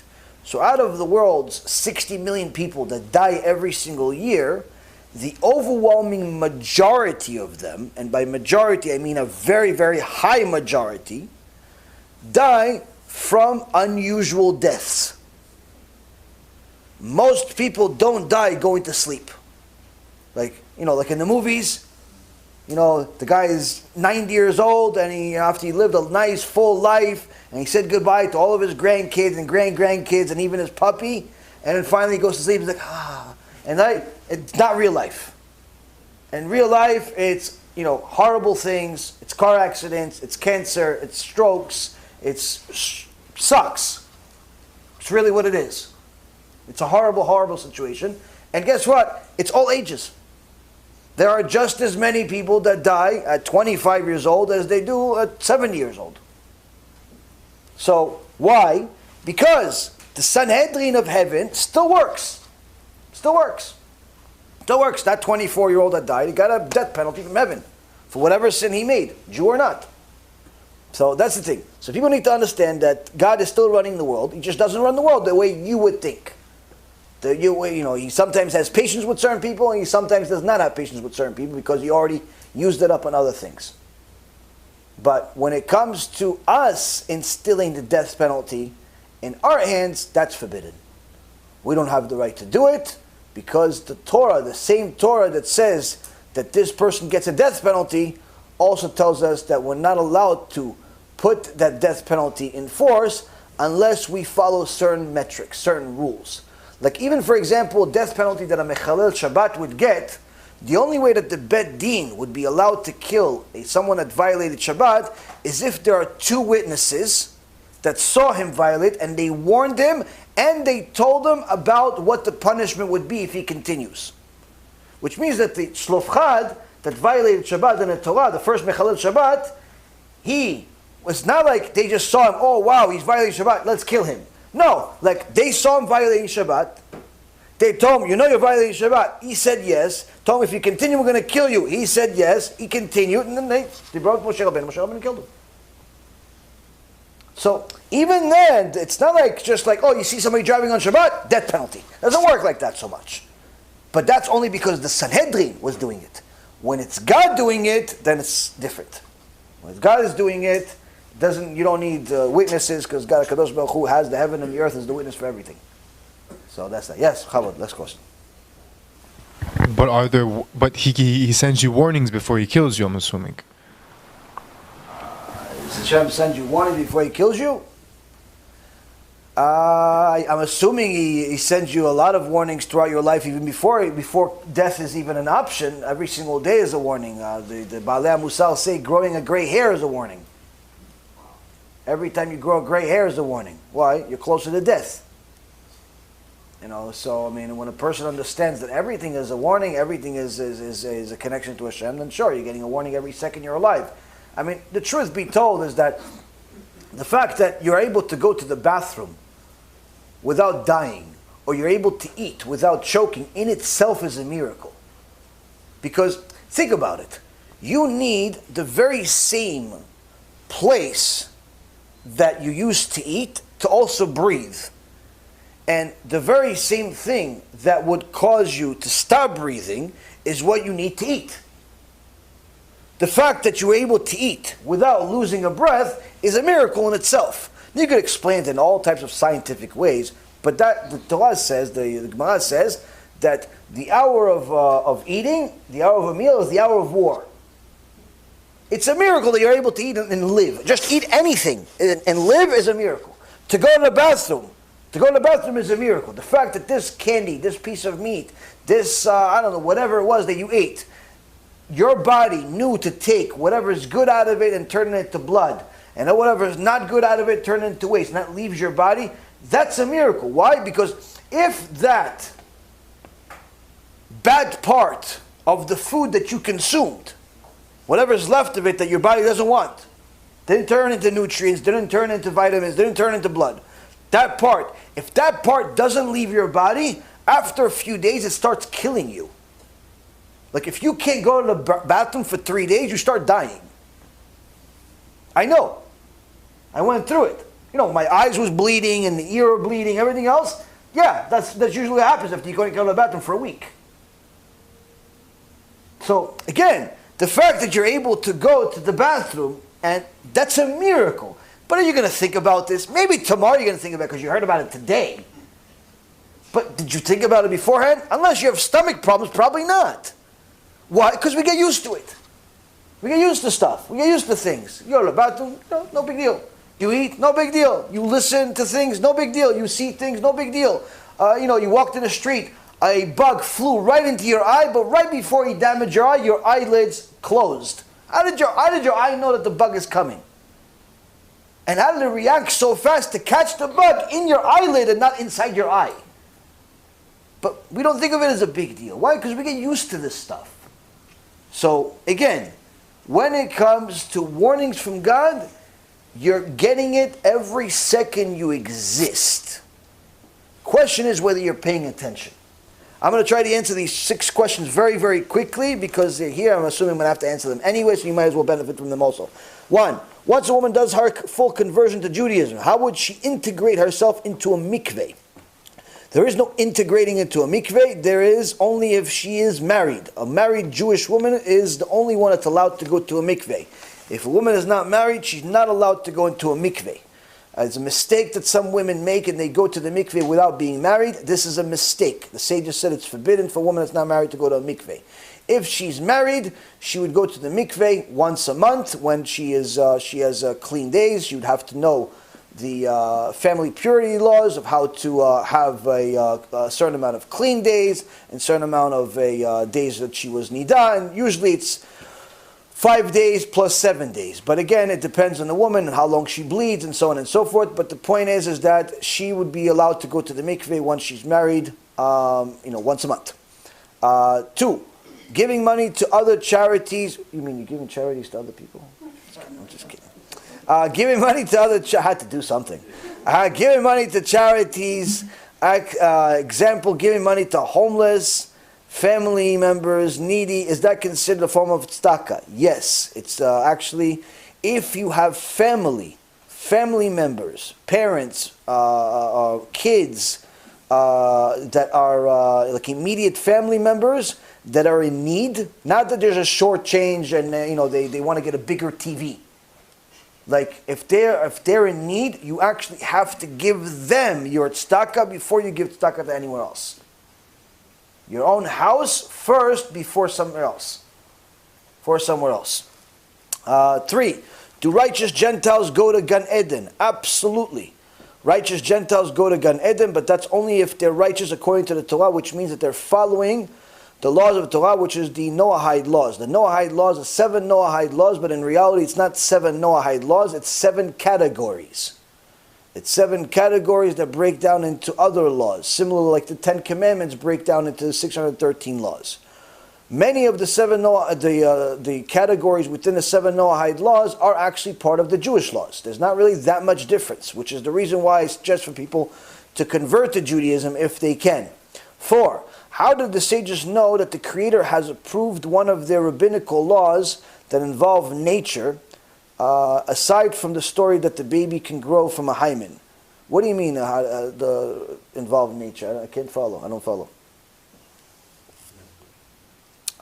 Generally speaking, as far as just to answer the question the best that I possibly can, how do the sages know that what they did is approved in heaven is this?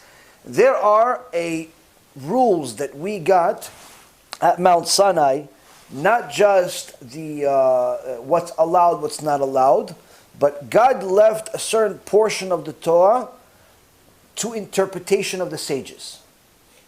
Meaning, He left a certain part of the Torah as a gray area for the sages to toil and arrive at the truth of what it is. Why? Because He wanted to make us partners in the Torah and not just robots. Because when you invest into something, you care more about protecting it. So for example, if I gave you money every time you woke up, and every time you came to shiur, and every time you laughed, and every time you just got a bunch of money, guess what? Within no time, you'd stop valuing money. Why? Because you didn't work for it. That's why when you spoil kids, you ruin them. It's just the reality. So in order for you to care about something, you have to work for it. So God wanted us to work for it. He wanted us to become part of the Torah. So He left part of the Torah up to interpretation. But it can't be up to interpretation based on human intellect. There had to be divine rules. So there are divine rules that He gave the sages. Of this are the divine rules that you have to meet in order to arrive at the truth. As long as you use those rules, whatever you arrive at is the truth. Which means that sometimes 2 sages or 4 sages would use all of those rules but actually arrive at different conclusions. But yet the Torah tells us, Zeh v'zeh divrei Elokim chaim. Both this and this are words of the living God. Meaning they're both right. They're both right. It's not black and white with the Torah. Sometimes it's black, it's white, it's gray, it's burgundy, it's whatever God wants based on those rules. Now, there is a midrash called Targum Onkelos. For many years, I myself thought the Targum Onkelos started with Onkelos the Ger, Onkelos the convert. Truth be told, that Targum we already have from Mount Sinai. That commentary we already have from Mount Sinai. And the reason why is because it wasn't just the Torah that God gave us, but also what is the Torah saying that He gave us. Meaning, it's not just the verses, but the simple interpretation of those verses. Like, what are you actually saying here? Because it's not common day-to-day language. So that Targum started at Mount Sinai, and Onkelos, in essence, brought it back to the world. Because it was lost for a certain amount of time. So as far as to know who's right and who's wrong, it's based on whether they use the rules. And that's why you'll see that in the Gemara, you'll see that the sages are constantly using verses from the Torah to justify everything that they're saying. And if someone uses something from the Torah, from the 5 books of Moses, it has to be that this is the reason why this is used. You can't use one verse for multiple reasons. You can't say this verse is for this law, and that law. Not allowed. It has to be for one law. That means you're limited. Now if somebody says, yeah, but I have a verse from the Tanakh, I have the verse from the prophets, I have the verse from the Tehillim. We don't make laws from the Tehillim. We don't make laws from the prophets. They're important, they're called asmachta. But it's not, it's not like the 5 books of Moses. But again, these are some of the rules. Some of the rules that we have in the Torah. But does that mean that you could just, if you have a verse from the Tehillim or from the prophets, it's not important? No, it is important. It's called an asmachta. But it's not like the 5 books of Moses. If you want it to be a law, it has to meet the guidance, and one of them is that it has to have a verse in the Torah.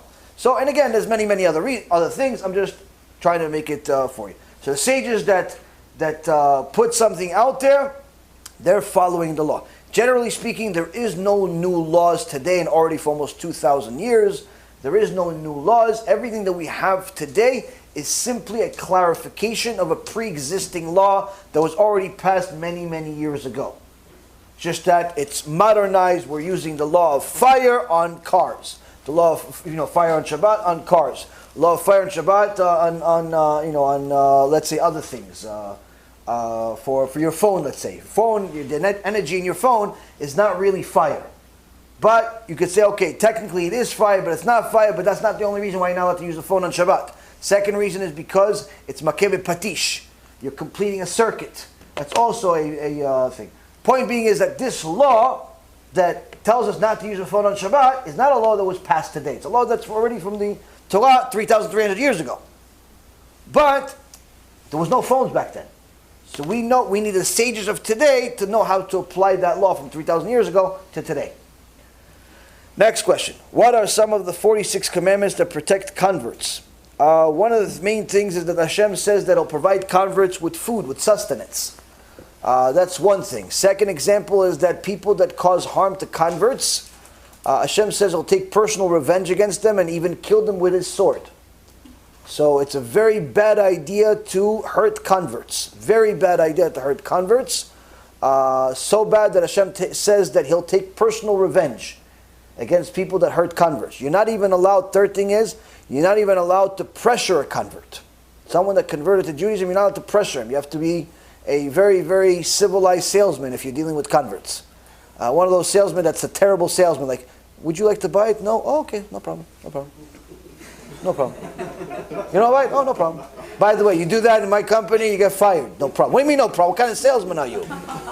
But if the customer is a convert, no problem. Okay, you know what?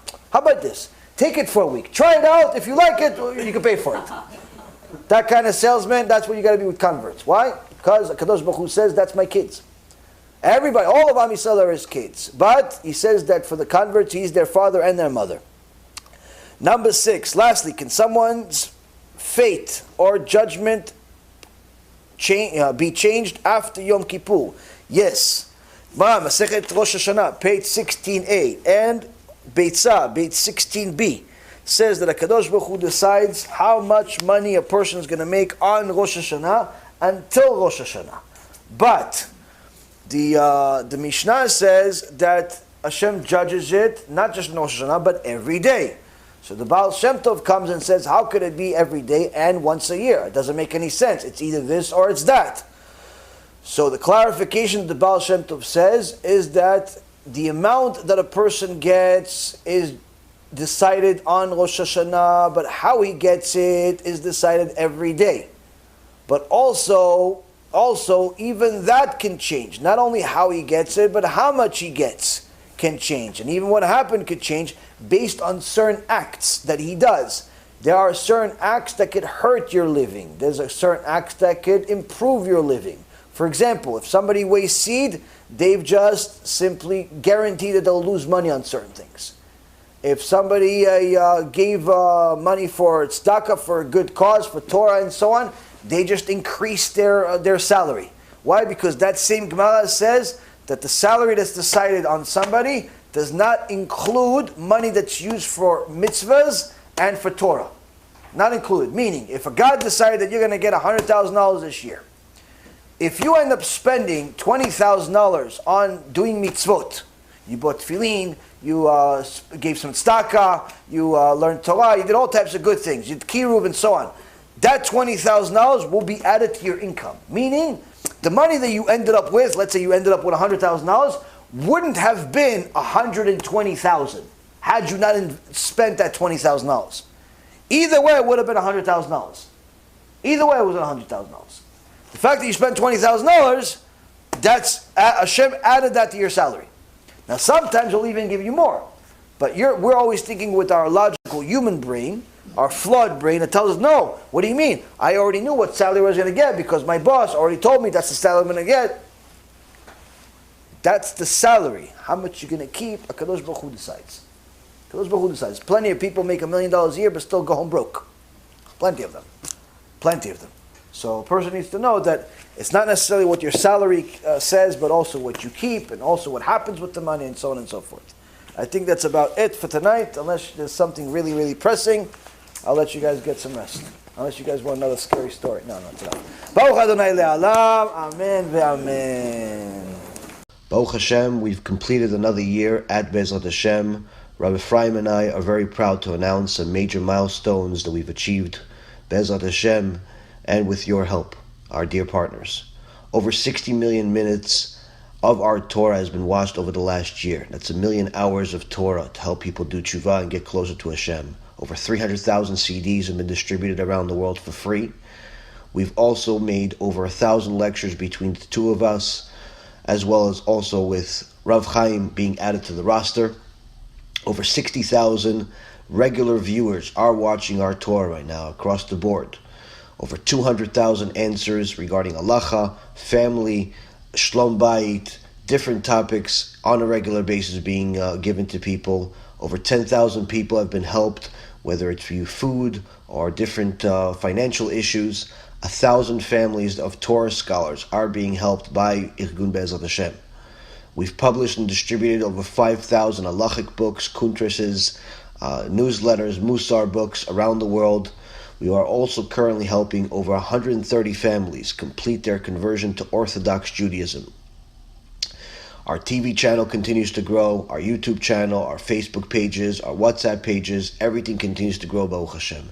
Thanks to Hashem and thanks to our dear partners. Bezrat Hashem, much more next year. B'Shem Hashem Na'aseh v'Natzliach, we're very excited to offer you the new Bezrat Hashem app 3.0.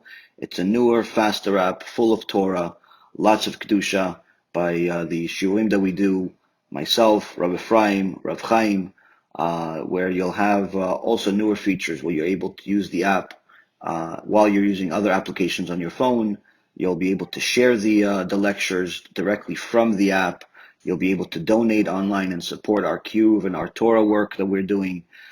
And the most exciting feature is that you'll be able to actually ask questions directly on the app and get answers from the rabbis directly from the app. This is something unprecedented, and Baruch Hashem will be able to offer it. Thank you again for all of your support. Check it out. Make sure you have the kosher Torah that will re-energize your neshama each and every single day. Call to B'chava Tzlacha.